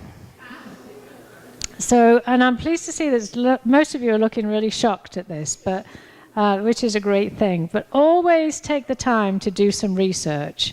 Look what type of things the company supports. There's often charities that people support. There's often things that they've done. Maybe they've just amalgamated with another company. Maybe they just got a big contract somewhere. There's always newsletters. There's always information. So pick a few things. Don't just reel off a whole lot of statistics. So, oh, you employ 4,000 people and you operate in 4 countries around the world. So make it seem personal. So say, oh, I understand that you support this particular charity, which I was really pleased to hear about because it's actually something that's very close to my heart. In fact, when I was at school, I actually did something and did a summer job supporting them. So just something you can add. And anyone ever heard of an elevator speech? Yeah, an elevator speech. So an elevator speech evolves from when some of these big sales conventions take place and there's literally hundreds and hundreds, if not thousands of delegates taking part.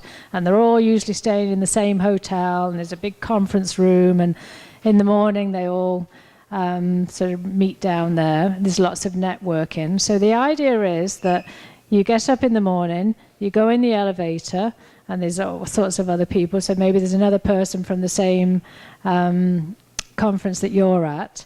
And then you give a little elevator speech. And by the time the elevator reaches the ground floor, you would have generated enough interest for the person to ask for your business card.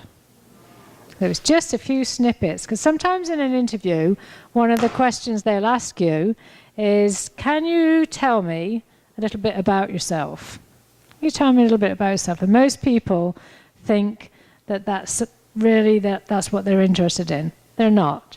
They're interested in what you do, what your talents are. And some people say, well, I've never worked before, so I can't really give any experiences. So one example would be, well, this would be my first job experience, but while I've been at school, I've been supervising the local soccer team for youth. And what that really showed me was that I am a great leader. I have a great gift for coaching people and motivating people. And my team actually came in first. They were bottom of the league when we started off, and by the time we'd finished with them, they were first. And I'm really proud of that. So that's telling somebody something about yourself. You don't just say, oh, I coach soccer for kids, right? It's something that really you can add to. Maybe you've babysat. Some people say, oh, well, I look after my grandma. And people say, well, that's a really silly thing. No, it's a great thing, because what that really did, it showed me that I have a real compassion for the senior population. And I really want to work in that community. I found that I've got great patience, and that was something I really learned about myself. So you pick something that you do, and that might sound boring to you, but you pick it and then you add all the wonderful things that that particular pastime has taught you. You know, maybe you're into crafts. Maybe you, did something else that taught you that you're a great multitasker. You know, I'm a waitress is the biggest thing. I think being a waiter or a waitress is one of the most valuable things. I did it when I was growing up, and I can tell you that I'm a brilliant multitasker. I can have 50 things going on in my head at the same time, and I won't forget things, because I learnt that going through school. I waitress for an Italian restaurant that was so cheap, they only had 2 people waitress in a restaurant of this size, and we'd be like maniacs going around there. But I soon learned that I could remember everybody's order, I would remember faces, and that taught me skills that have carried through for the rest of my life, and I'm grateful for that opportunity. So if you're in a job interview and they say, well, what experience do you have? And you can say, you know, well, I wait tables, and let me tell you what I've learned while I'm waiting tables. I am a wonderful multitasker. I can remember all sorts of things. I can keep things in my head for a long time. I don't forget anything. I have great attention to detail. Not once has a customer ever told me that I've forgotten something. And very often when customers are leaving, they compliment me on my great service. And so that's something you can add to something that you might not think is very important, but it's actually essential. Follow introduction protocol. So that was where we talked about, so be the first one. When you're sitting down and someone comes out to you, be the first one to stand up and extend your hand. Don't wait for someone else to do it. Be confident. When you go into the interview, sometimes there's more than one person. Sometimes there's a panel. So don't just shake hands with one person. Make sure that you've shook hands with everyone in that panel. And at the end, when you've finished your interview, sometimes people will say, do you have any questions at the end? And a lot of people say, No, I think you've really answered everything. Some people say, well, what kind of time off do you get? When are the holidays? That's a really bad question. So you want to ask something interesting. So always prepare maybe 2 or 3 questions before you go in there. Really question that will make them think. So one example of a question you could ask is, can you tell me some of the challenges of the job? Like, what would be the number one thing that you would think to master straight away? Can you tell me what some of the things that made the last person that had this position successful? What were some of the things that that person did right? What do you love about working here? People love that. Never say, when they say to you, where do you want to be in 5 years? I want to be where you're sat. And why is that? Why is that? Because that person who sat there has probably worked for 30 years to be in that position. And so someone's going to come in and say, oh, you think you can take my job? Just like that? Come in here and just take my job? It's one of the worst things people can say. They think it's a clever thing. And when people say to you, can you tell me one of your weaknesses? It's always a hard thing. So people say, oh, I don't have any weaknesses. I'm like perfect at everything, can do anything. So it's always good to have a weakness, but it's always good to play it in your favor. So the way to turn it around is to say, well, let me think. Well, one time I was working and I had sort of lots of things to do. The phone was ringing. People were asking me things. I had to remember a lot of certain things. And I forgot one thing. Someone had asked me to do something. At the end of the day, they turned to me and said, did you remember to file that report? And I'd forgotten. And it wasn't a big thing, but I'd just forgotten to do it. So ever since that day, what I do is I have a notepad by me. And if suddenly things start getting a bit crazy and there's lots of things going on, I just write a little code to myself. So I might say, call Trevor, send report. So as things start piling up, and then I just cross them off with a pencil. And then, at the end of the afternoon or after an hour, I just look at that.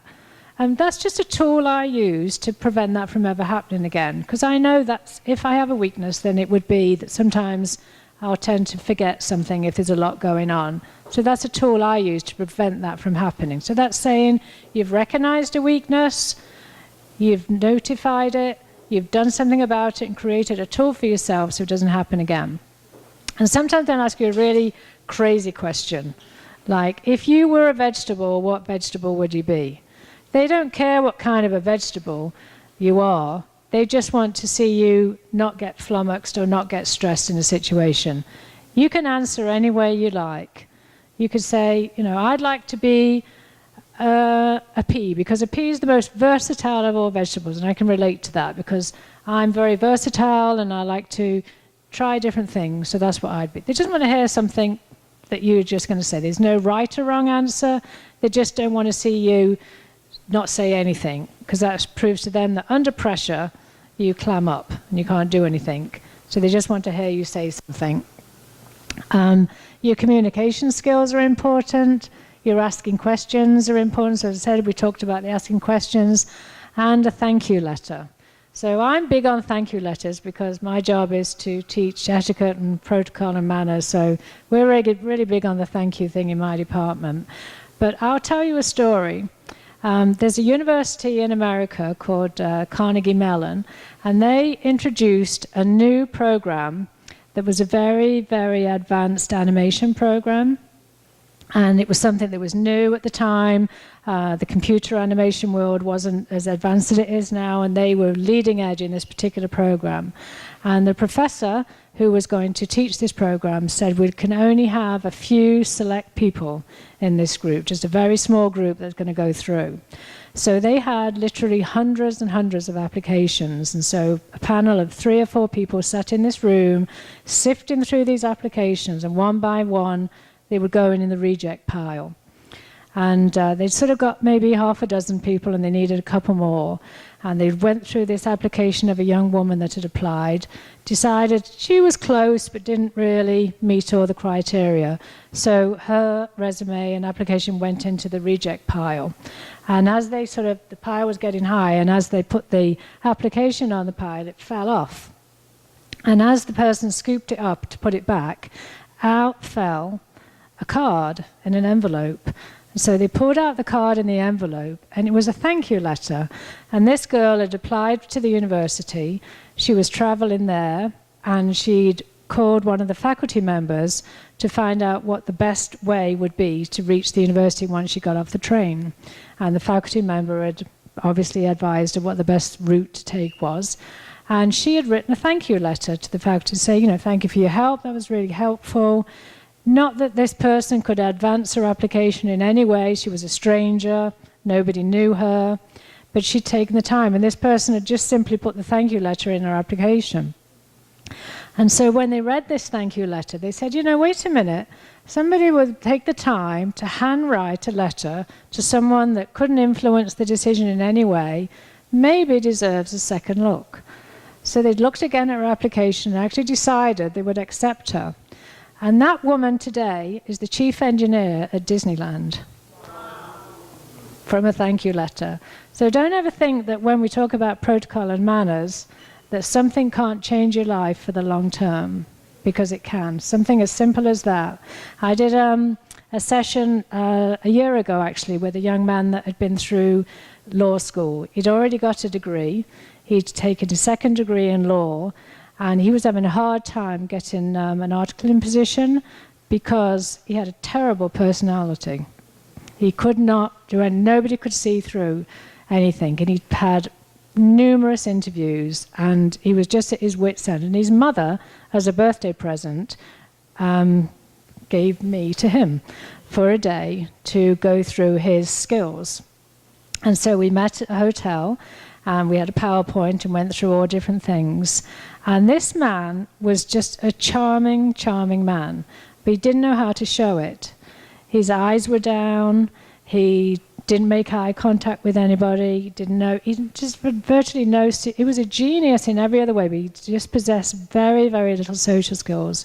And we worked together for the day and discovered, actually, that he had the most charming smile and laugh. Like when he smiled, his whole face lit up.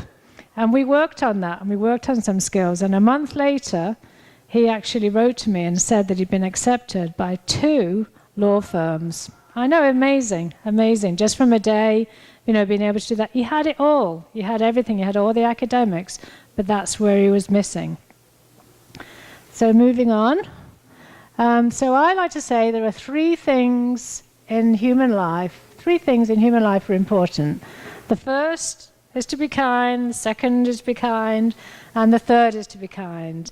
And that's really what manners is all about. Etiquette and protocol is really about making other people feel comfortable, making other people feel accepted. There's a really lovely, lovely professor in America, and his name's John Forney, and he actually teaches Italian romantic literature. And he's an older professor, and he's done this all his life. He's from Italy. And toward the end of his career, he said to himself, I'm teaching all this amazing knowledge to my students, he said, but what good is it if I'm sending these students out in the world and they're not kind to each other, if they're not civil to other people? And he recognizes that one of the most disturbing things in the workplace today is actually the incivility of people to others. It's one of the biggest reasons why people call in sick at work. It's because they can't get along with their other people. There are people there that are going to be mean. There are people there that are bullies. There are people there that are just unkind. That's unfortunately how the workplace is. How do we find a way to navigate our lives through that?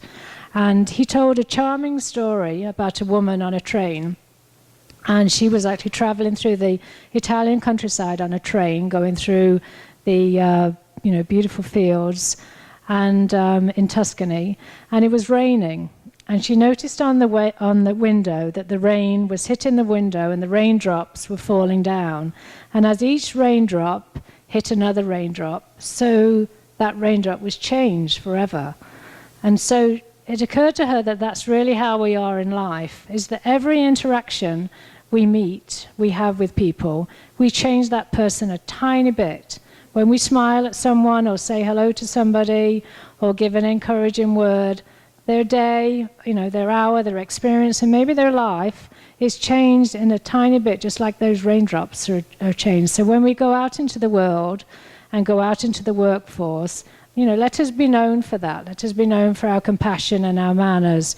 One of the biggest complaints we have in the workplace is from service workers that don't feel acknowledged. These are people that clear the tables or sweep the corridors, that as the busy executives are going about their day, they feel we don't have a face in the workplace. And so I sometimes teach that, and they'll go into the workplace and just say good morning, or how are you, or how's your day going, or is there anything I can help you with? So really, that's what Protocol and Etica is about. It's about making people feel comfortable, feel accepted, feel acknowledged, that you'll be remembered as a person. We all know somebody in our lives, that person's so nice, or they've always got something nice to say, they've always got a compliment. So always be switched on to that person. Don't just bring that person out, when you're at work or when you're in a special place or when you're at church. Save the best of you for when you feel at your worst. Don't let people burst your bubble. I always say, when you come to work, there's a big bubble around you. And you get in the car, or you get in the bus, and it's raining, or someone cuts you off, and the balloon goes down a little bit more, and you get to work, and someone doesn't say good morning, and your balloon goes down a little bit more. Don't let other people be responsible for your bubble. You keep your bubble up there and out, and that way, and don't let people take responsibility for that. So next slide is the questions. So I hope there's a few questions from anybody. Yes. My question is that what happens when you meet someone like in the morning and you go to work and you say good morning and they don't answer you? I just say, oh, good morning, and you're so bubbly and like good morning that way. And they're like, what do you do with that? Yeah, well, you can't really force them to answer, and I know what you mean when you say good morning to someone. I mean, I would, try it a few times, but sometimes I always try and think, so maybe what happened to that person that morning? What if they received, some really bad news? And so somebody, they heard you say good morning, and, I would let it go. I would let it go and just try and say, you know what, I'm not going to let that ruin my day. I'm not going to let that deflate my balloon. I came in happy and I'm staying that way. But if it's a continuous process from the same person, do you keep saying good morning, or because if I'm the one and I greet you, you mean if someone's just ignoring you every single day? Yeah, from the same person. I would definitely would say that to someone. Like, I think we do, we're not called to be people who are, just doormats in all this. Yes, we can be polite and all the rest of it, and we can let things go, but we're not called to be passive. If someone's being rude to us, it's up to us to address the small things so they don't come into bad things. Because what happens to people is, let's say they work in a place where, every morning you say good morning to someone, and after 20 years you go in and you say, every morning I come in for the last 20 years, and today you're getting it, because it's built up for 20 years. So no, I would address that. I would say to that person, pick a time, and I would say to you, every morning I say good morning to you and you never answer me, why is that? Can you tell me why? And I would just call them on it. Absolutely. One at the back here. Hi. I had a question pertaining to disagreeing in a good manner. I'll give you an example. You talked about being agreeable and being polite, being kind.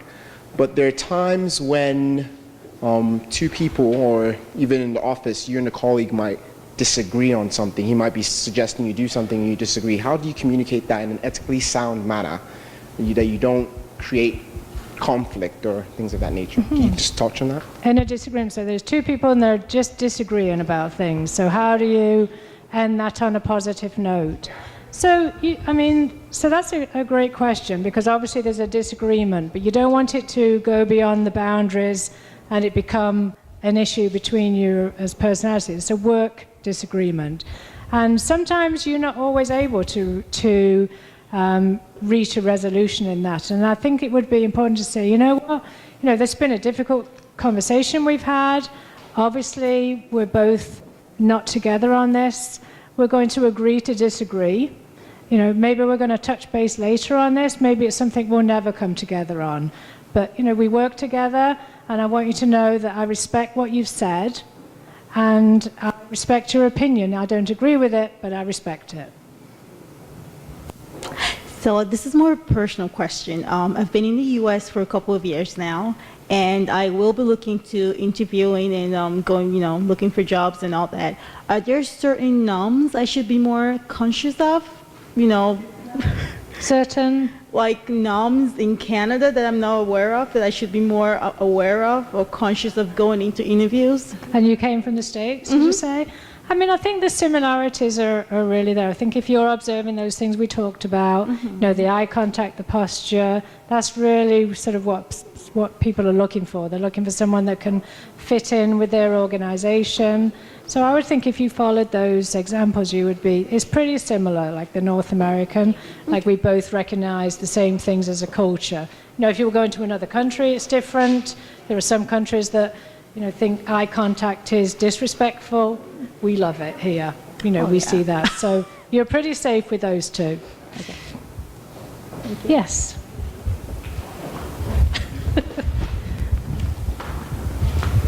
Great questions. My question goes this way. You start from the beginning, like you have to introduce yourself when you get to your room. Somebody like me, I like being in my space. I'm very, very shy. I don't like talking to people. And if you don't know me, don't question me. That's true, but I'm just trying.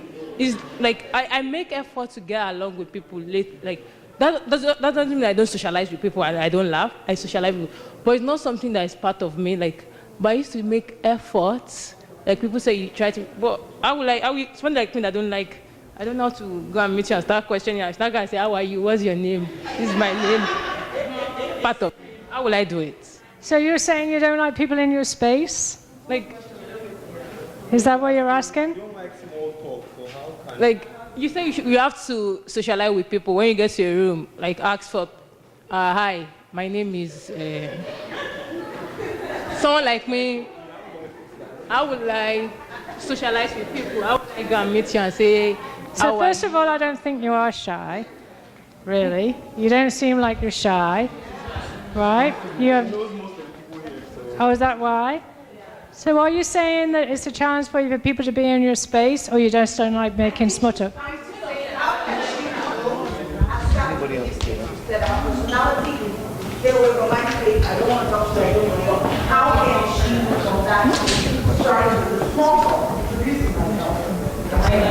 Yeah, that's very good. So first of all, I think you have, you came to me earlier, and I didn't for one single second think that you were shy. I actually thought,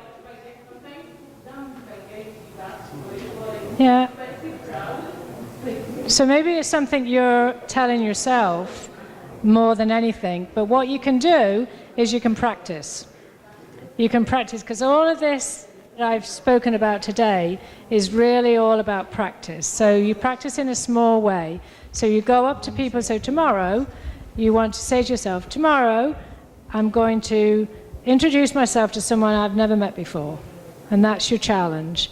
And you're going to just go and say, hello, my name is, I know that's hard, but you're going to do it.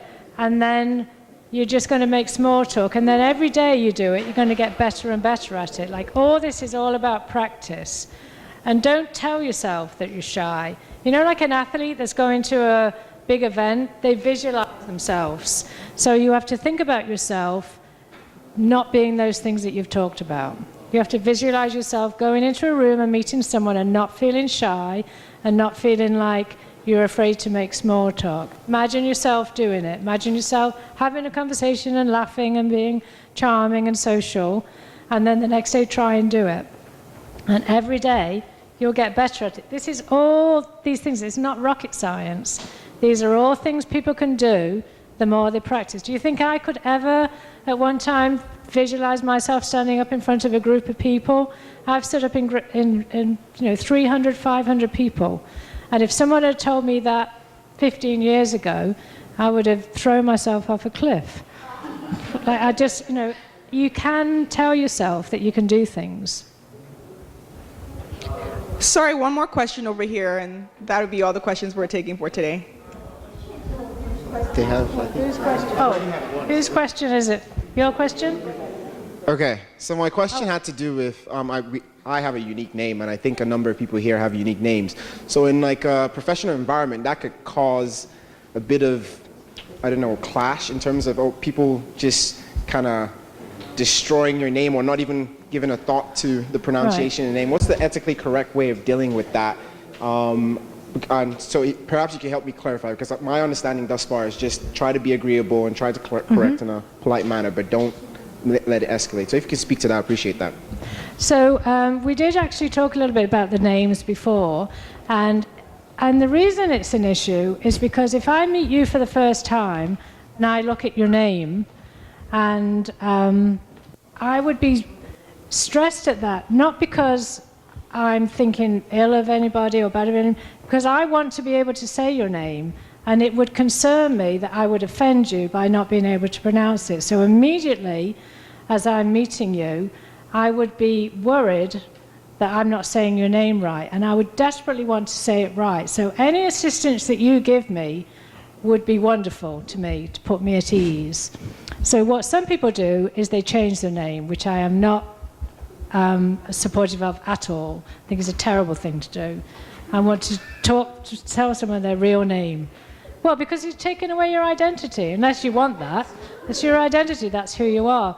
So you help somebody say that name. And so if you have to say it 3 or 4 times, it doesn't matter. Somebody would rather do that than say your name wrong. You've got a nice name. Did you change your name? Because and it is, it really is an issue. It's an issue when I go to other countries, and I have a really easy name. It's Jan, and nobody can really say that. But when I'm meeting other people, it's one of the most stressful things that I have to deal with, because I don't want to offend somebody by not saying their name. So all I would ask you to do, if you have a name that's is going to be hard to pronounce, or help somebody with it. Just say, think of something else. There's going to be, just like I said, my friend who's Sumner, she says, my name's Sumner. It's M-N like Mother Nature. And people think, oh, I can say that. So that you have to look at your name and think of something that it rhymes with or sounds like, or the middle, where you pronounce the middle. I go to Israel quite a lot because I have family there. And my brother lives next to a neighborhood full of Ethiopian people. And, they just think I'm hilarious because I'm so furious that I can't pronounce the names that I will practice and practice and practice. And so I'll see them the next morning and I'll say the name and they just laugh at me because I haven't got it quite right. And I say, I'm going to get it. And it might take me a few days, but I do. And then I know how to pronounce the name, and then we're all happy. So recognize it's a thing. Don't let people pronounce your name wrong or shorten it. No, that's my name. You say to them, that's my name, and this is how you say it. I'll help you. Let me help you with that pronunciation. There's a desperate question here. 1 second. Oh, you have a question? Yeah. When I'm at work, right, and time goes by about, let's say, about the 7-hour mark, I find it harder to be professional because I'm tired. I don't want to talk to you. I don't want, So how do you deal with that? How do you just maintain professional all the way to the end? Are you in an office or? Yes. Can you shut the door? Sorry? Are you in an open plan office or just an office? No, like cubicle kind of thing. Or with like a cubicle? Yeah, you sit in there for 7 hours. Oh my word. It gets to you. So and you have to be professional or true. Then I would say to people, you know what? this day's running away with me. I really need this last few hours to concentrate. So I'd really appreciate it, guys, if you could just, I just need to do my work. So are they trying to socialize with you or ask you business type things? It has to do with the job. I have to provide information to people who call in, right? And you don't want to talk to them either, or? I mean, your body language is a big thing. If you don't want your colleagues to interrupt you, is that what we're talking about? Colleagues are fine. It's the people I have to attend to. Okay, that's a problem. That's a problem because that's your job, right? Exactly. Yeah, that's your job. And that's your job. I mean, sometimes in my work, I have to finish a deadline. But if a customer calls, I'm not going to say, oh, I'm too tired to deal with you right now, because, you just have to discipline yourself, maybe do something, get up and go for a walk, do some stretches, do some of the things that are going to help energize you, have an extra coffee. But that is something, you personally going to have to deal with. I understand if it was colleagues interrupting you, there's something you could do. But, if these people are calling, you want to make a call center type thing, you just have to do what the best to do. One of the best things you can do is stand up and smile when you're talking to them, because they're going to think you're being nice. Even though you're thinking something, one of the biggest things you can do is stand up and smile when you're talking to people. And at least they won't think that you're being that way. Okay, any last questions, Dan? Oh yeah, you have a question? Unfortunately, we can't take any more questions. We really thank Jan for coming over, and obviously we have more questions for you, but obviously we'll just have to bring her back next year, right? So thank you, Jan, and we sure have learned a lot of things. I know I have.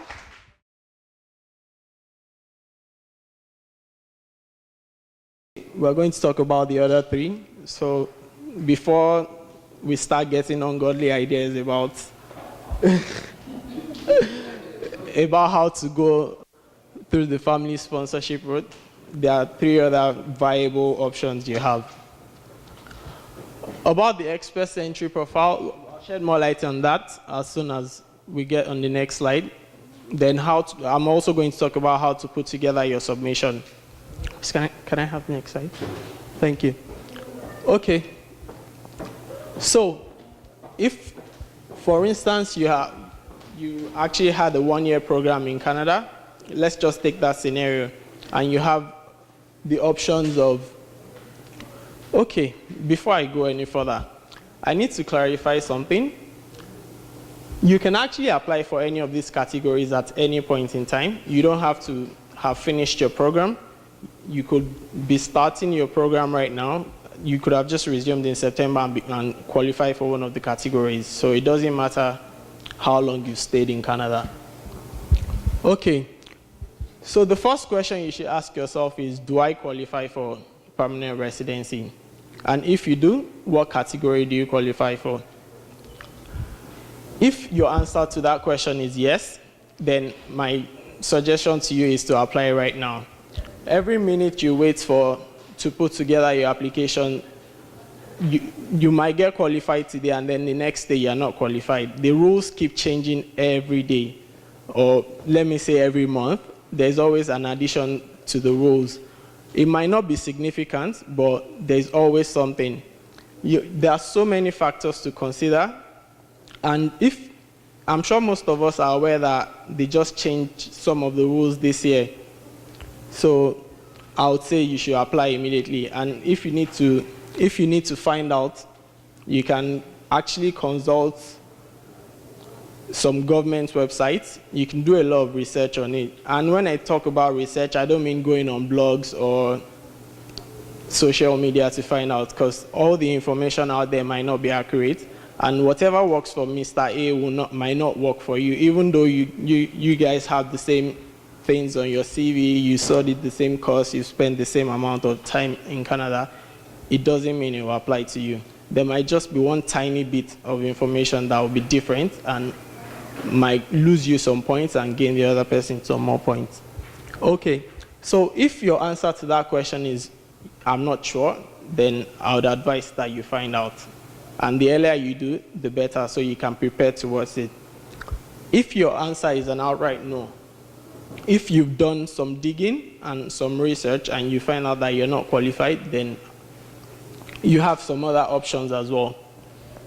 For those who have completed their programs, they can actually apply for a study permit. Sorry, I apologize for that. You can actually apply for your work permit. The work permit is very tricky because it has to be 12 months, 12 full months of paid work. Not a day less, not an hour less. It has to be 12 full months. And also, another thing you have to consider is you have to consider the NOC. You have to consider the job title and the roles. Because it's one thing for the titles to match, it's another thing for your roles to match. So you have to consider both and find out if it's going to give you any eligibility for the PR program. If you are sure that you are going to, okay. Yeah.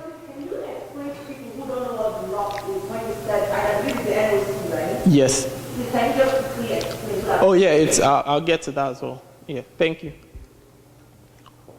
Okay, so if you are sure you are getting something, then you should put in your application. If you are not sure, I'll still say consult. Go on a government website, try to find out. If you can't find enough information on that, consult, get a licensed consulting company and find out. It's very important. Before you make any step, you should always find out. You might think you are not qualified and then you are qualified, so it's good to always find out. Then, if you are not sure, I would advise you apply for a second program, just so you can buy yourself some more time, but that's an expensive way to buy time actually. All right, to the next slide. Okay, so for the express entry, we have the Canadian work experience, as I said. We have the federal skilled worker, we have provincial nominee program. Next slide. So for the Canadian experience class, I mentioned earlier that it has to be 12 months of full-time paid work. And I also mentioned that it can be 1 day less. They have, if you go on the government website, they also have everything specified there. You can what? Yes, in hours. In hours, it's right there. And every job title, every job role is there as well. So they classified them into NOCs. We have the NOC O, we have the NOC A, we have the NOC B. For it depends on what role you are applying for. If you are applying for a managerial role, whatever job title, you can always narrow it down because some of us here have worked before coming to Canada, and there will be some of us too that haven't. So you might also need that experience you've had in Nigeria. So you want to translate whatever job title you had back then and find out what NOC code you fall under. So you can consult the government websites for that. It will give you an idea of what you have. Then for the minimum language requirement, the NOC O or NOC A, you have to score, you need a certain score. You need to take an English proficiency test. I don't know if anybody here speaks French, but to take the French test, because it gives you additional scores, but I don't think anybody can start learning French because of this. You probably won't even score that high because you have to be highly proficient before you get points on it. So for the English test, they have a certain scores that you have to attain before you get qualified for this. For NOC O and NOC A, you need CLB 7. For NOC B, you need CLB 5. The reason for NOC O and A is because of the environment in which you'll be working. You'll be working with professionals and you need to be able to communicate. They need to be sure that you'll be able to communicate with them properly. Okay, yeah, and this is the number of hours. You need 30 hours per week for 12 months, or 15 hours per week for 24 months. That other one will count as 1 year work experience, even though you've worked for 2 years there. Self-employment doesn't count, and any work And any work gained as a student also doesn't count. So placements and volunteering won't count as well towards your work experience. So we have the federal skilled worker. For the federal skilled worker, you need at least 1 year of 1,560 hours total, which is about 30 hours per week as well, of continuous paid full-time role. The most important part is continuous full paid. We need to remember that it has to be a full-time role and it has to be a paid role, or an equal amount of part-time in NOC O, A, or B with at least within the last 10 years. Also, you need to, everybody qualifies for this already, right? Everybody has gone through high school, I'll assume. Then these are the two English tests, the IELTS and the CELPIP. Sorry, there should be a P there. The IELTS and the CELPIP. The TEP is the French test I was talking about. And the minimum you need for this federal skilled worker is a CLB 7. I'm getting faces each time I mention IELTS. It's not difficult.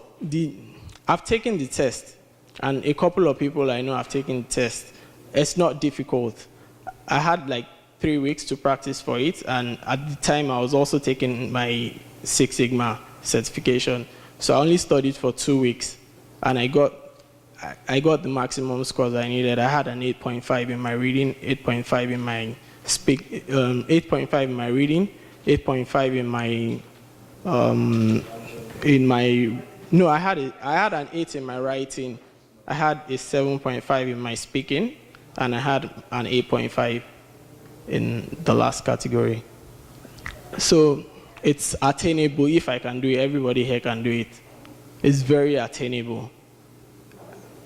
It's very attainable, trust me. Okay, then you also need to score at least 67 out of 100. They have the federal skilled worker points. Most times you score higher than that, so that shouldn't be a worry. As long as you qualify, you'd get this 67 points, so I wouldn't worry myself about that. Then you also need to show proof of funds. Yes. Yes. There's a breakdown for that. There's a breakdown for that. Yes. Excellent.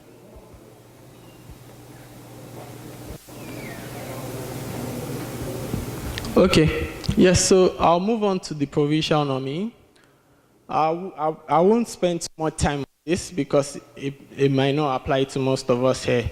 There are too many, it's very complicated. It's a little more complicated than the other two.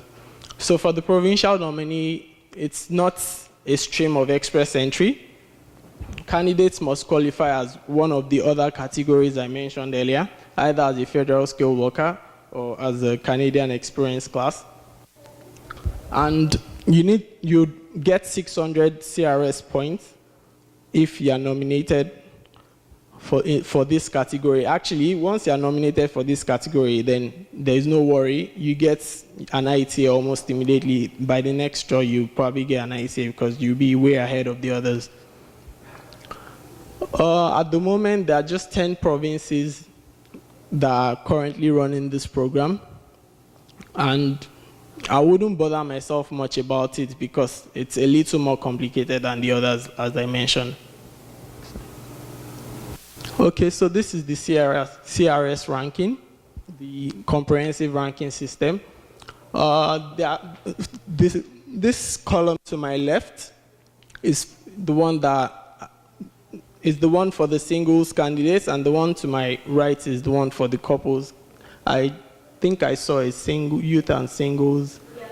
Okay, so I'm guessing everybody here is single. All right, so we'll focus more on this. What? Oh, okay. Sorry, my bad. Okay, so the maximum points for age is 110, and the maximum points assigned for education is 150. If you have more than 2 or more certificates, you get more points. The younger you are, you get more points on age.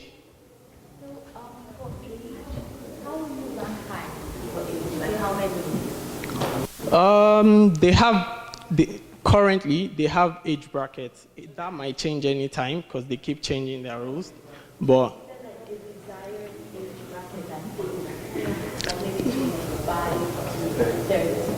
yes.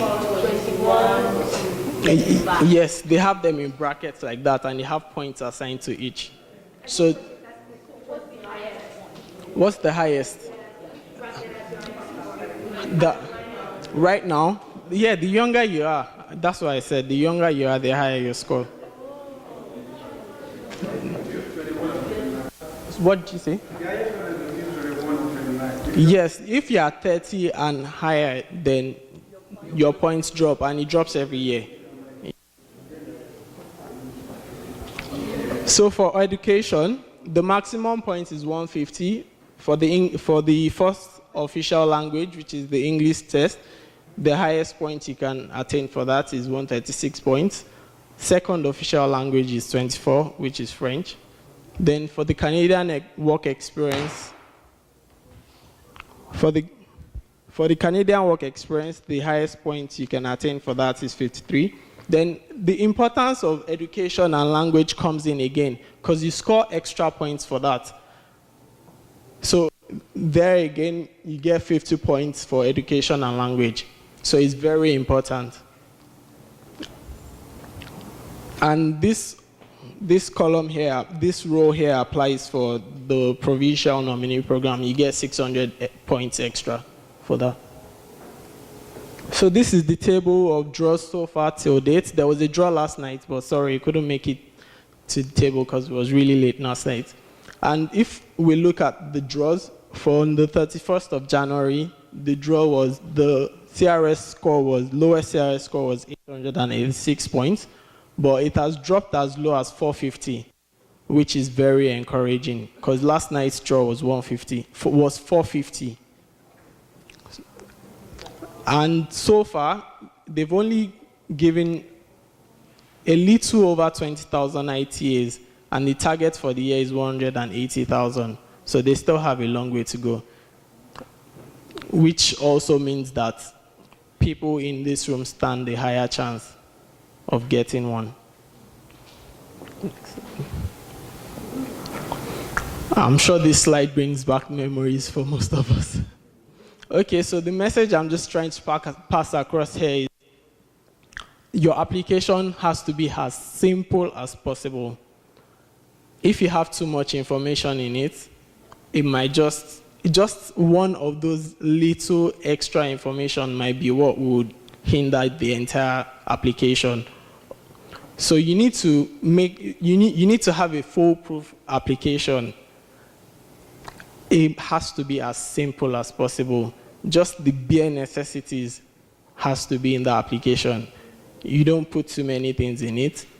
I would advise that if we are doing this by ourselves, then we have to be sure of what we are putting in. We have to read over and over again. And if you're using a consultant, you provide as much information as you can. Everything, be very open. Just assume that consultant is your lawyer, and just tell the person everything about yourself, everything, and let the consultant now pick whichever information is necessary from that pool of information you are provided. I cannot re-emphasize this point. I cannot emphasize it as much as many times as I would love. You need to start early. Every day, like I mentioned, every time you wait, there's a new process in place. Every time you wait, there's a new law. So you need to start early, you need to stay focused, and you need to be careful with the information being passed around. Because when you read blogs, you might get misinformed. There's too much information out there, and I would say most times 60% of that information going around is wrong. And whatever applies to one person doesn't mean it will apply to you. So you need to be careful of what you listen to and what you read. You need to consult government websites.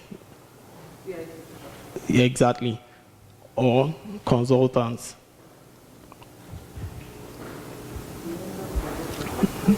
So you need to separate yourself from the pack. To separate yourself from the pack, you need to start early. You need to start early and stay focused.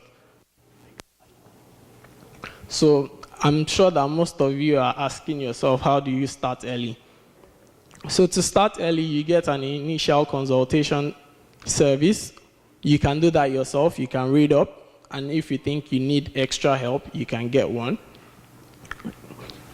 For those who have their who haven't had their certificates assessed, you need to do that. It's very important because you are going to need it, and you don't want this to be the issue or whatever is going to delay you. So you need to start that. You also need to prepare for the test. Like I said, it took me 3 weeks to prepare for it. So if you can dedicate 3 weeks of your time to it, or maybe a month of your time to it, you probably ace the test as well. Then you need to request for employment verification letters. That's for people who already have work experience from their home country. You also need to gather all your documents. Like I said, you need to provide all the information you have to whoever is helping you or assisting you with the application, so that that person can select the vital ones.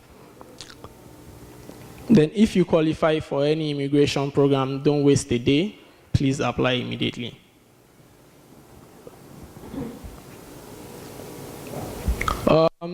So this slide tells us about what we should be doing right now. If you are about to complete your program, you should be thinking about which of the categories you qualify for. If you don't qualify for one, then you need to ask. You need to find out. If the answer is an outright no, then you need to know what you want to do. If you have to apply for a second degree, then you'd have to. But if not, if you don't have to, if you qualify for something, then it's better to act on it immediately. Then you also need to upgrade your resume. For those who are in school, I know some schools or most schools have career services programs and offices where you can go in, and please utilize this facility as much as you can. Then you also need to start approaching potential employers. You also need to offer to volunteer as much as possible whenever you have the chance. It goes a long way, because each time you volunteer, and you also need to work like you're being paid when you are volunteering, so that it's good for references. It's also good. It helps transition you into the work environment, and it helps. It just helps you be professional as much as possible. You also need to give yourself at least 1 day or 1 week to continue active job search if you are volunteering, because job search is actually a job on its own. It's very tedious, so you need to make time out for that so that you don't get carried away. So for the submissions, you need to keep a record of all your previous CIC applications. It's very important. Very, very, very important.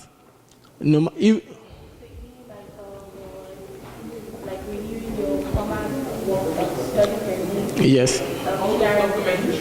Yes. Yeah, you can also have that. You can take a screenshot of PDF. You can print to PDF. That way you save your file. I have application form for every country I've been to. I have a very large folder for that. Every application form I filled, I have a folder for it. Every job application I filled, I have a folder for it. You need to keep tracks, because every information you fill in each application has to be the same. It has to match every single time.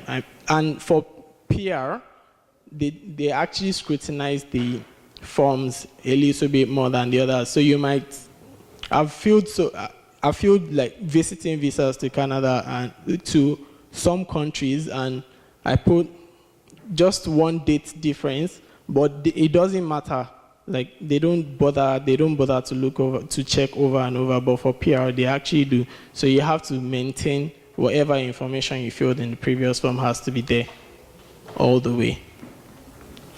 Then you also need to keep a record of all your travel. For people here in London, every trip to Detroit, every trip to Michigan, you need to have it on record. Every trip, it doesn't have to be flying across. Even if you're driving through for one day, you need to take notes and write it down. You have a notepad for that, so write it down.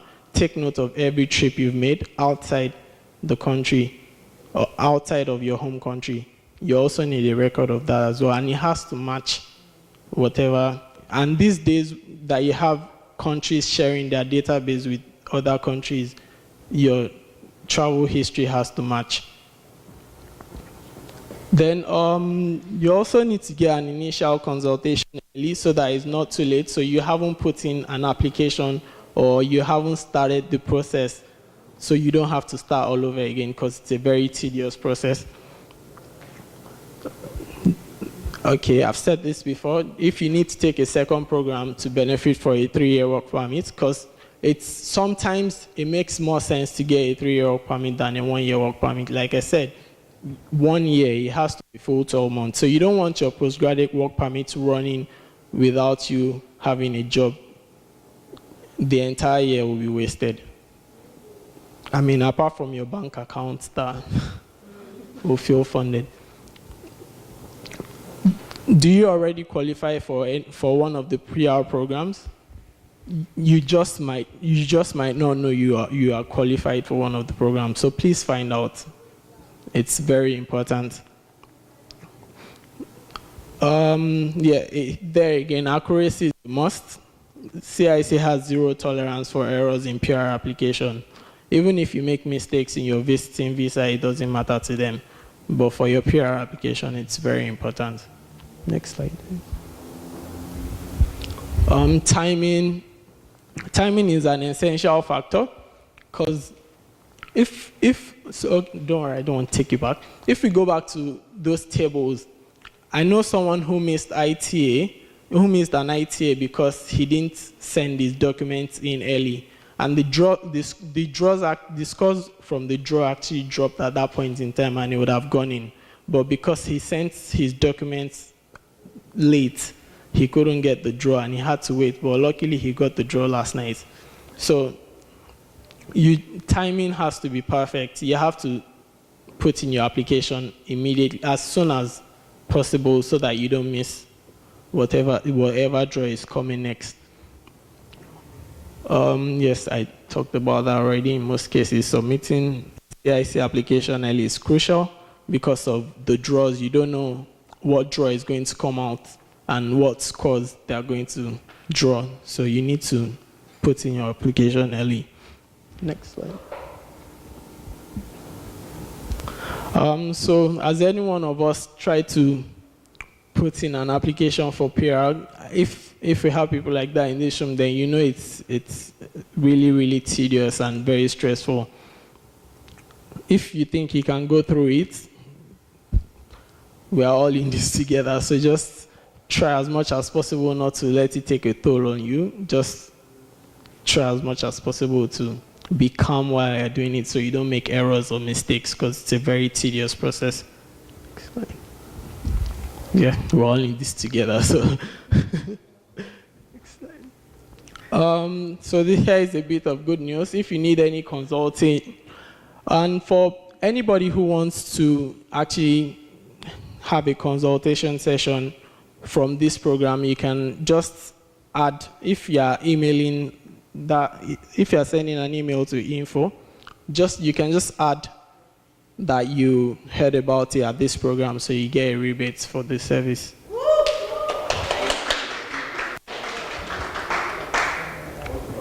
Any questions?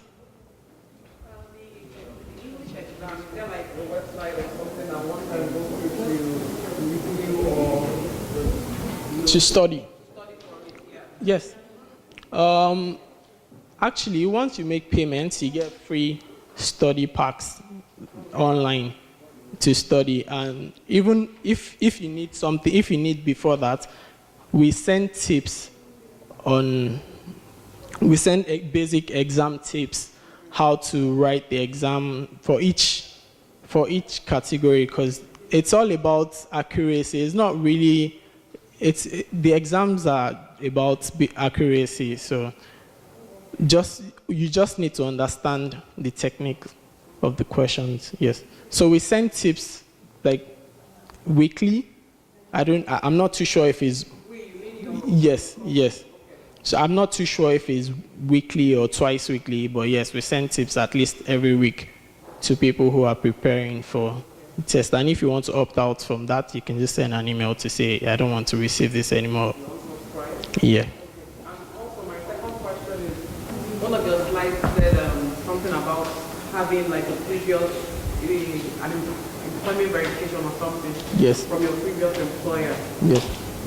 So in that context, someone applying for under the Federal Skilled Worker Program, using his or her experiences back home, if you're trying to get like an employment letter, what if does the reference letter also count rather than an employment letter?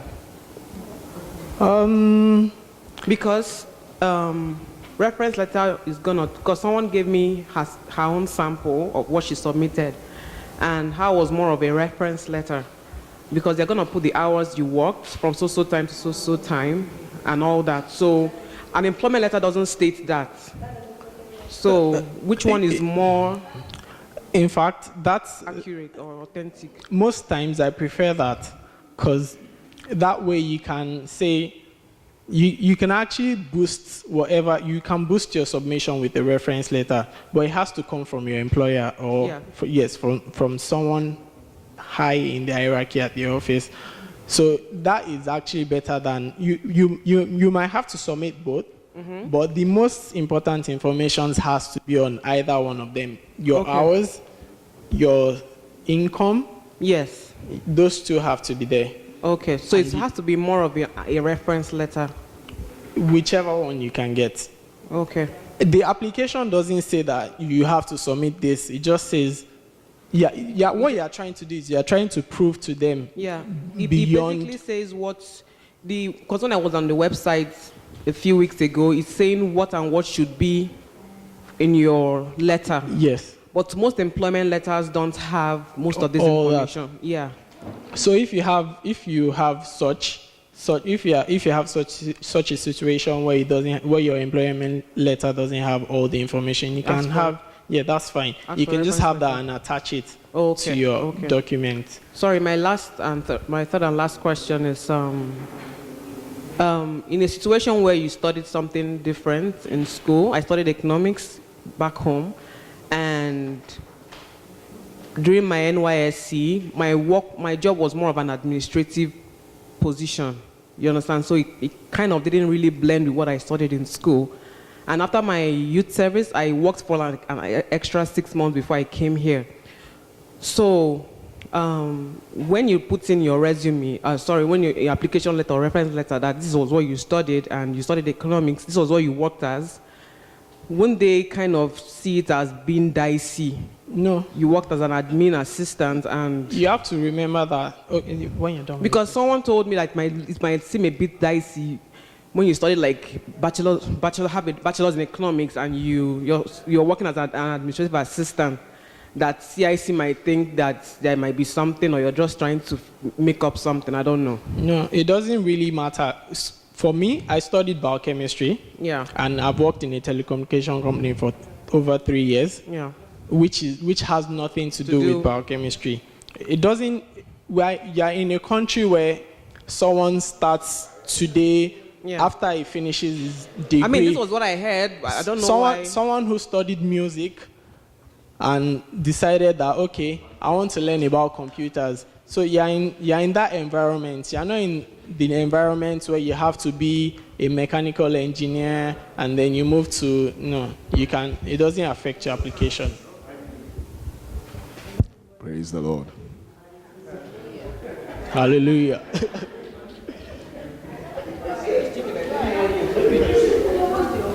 Oh, I just want to ask, you say for someone that's,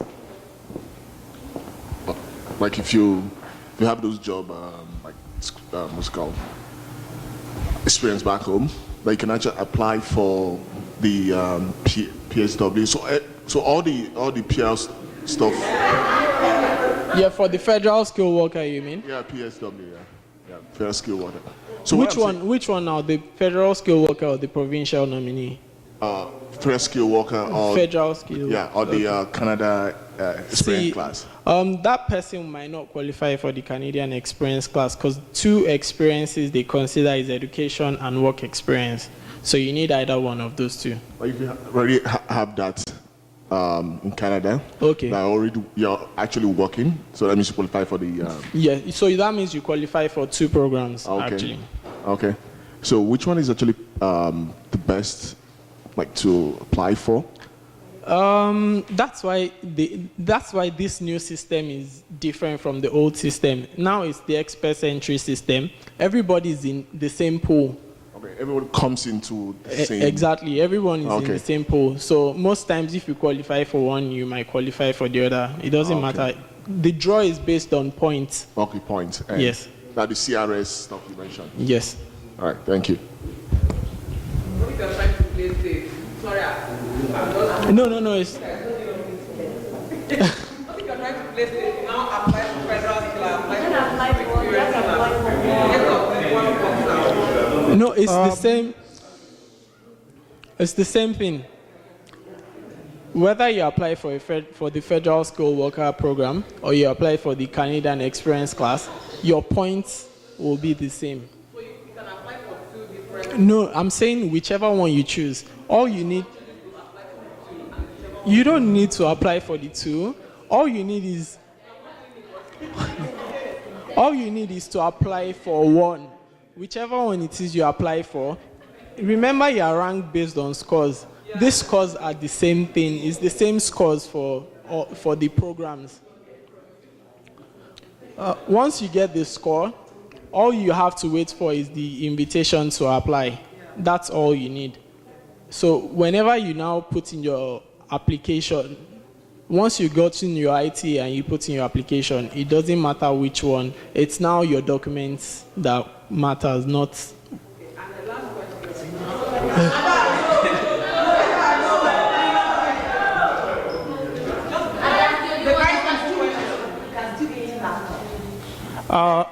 Don't worry, you can actually send emails, it's fine.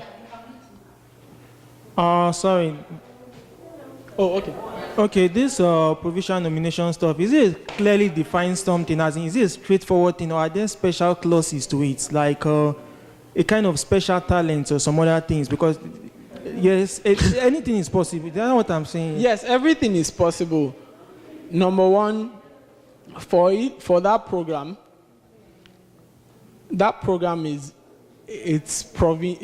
okay, like the name implies, it's each provinces. One province might just decide that I need 50 nurses or 50 doctors in so period of time, maybe in the next 6 months, and I need them to be within the age of 21 and 26. Okay. And there are so many other things. So many other things that comes with that. A Canadian must have applied, so many things. Sorry, I just want to answer to the provincial nominee because it's something I did. So for Ontario, you have to have a master's degree. That's what you have to do for the provincial nominee. So if you go for, it doesn't have to, like, it has to be a 1-year master's or 2-year master's, whatever master's degree. So you do the master's degree, you apply for the provincial nominee, and once you get approved, then you can apply for the PR. And usually it takes typically faster than the express entry. The express entry or the work experience thing. So, yeah, because they need people from that profession in a short period of time, so it gets expedited. All right, so if you have any other questions, or later if you get questions, you can always email and you get a response within 24 hours. And Yomi, do you have business cards that you can pass around? No, I don't have them. I don't have anything on me. I'm actually supposed to be on that trip to the US as well, but I'm here because of the program, so I'm staying. Yeah. So So can we get your slides and then send it to other people, to everybody that came? Yeah.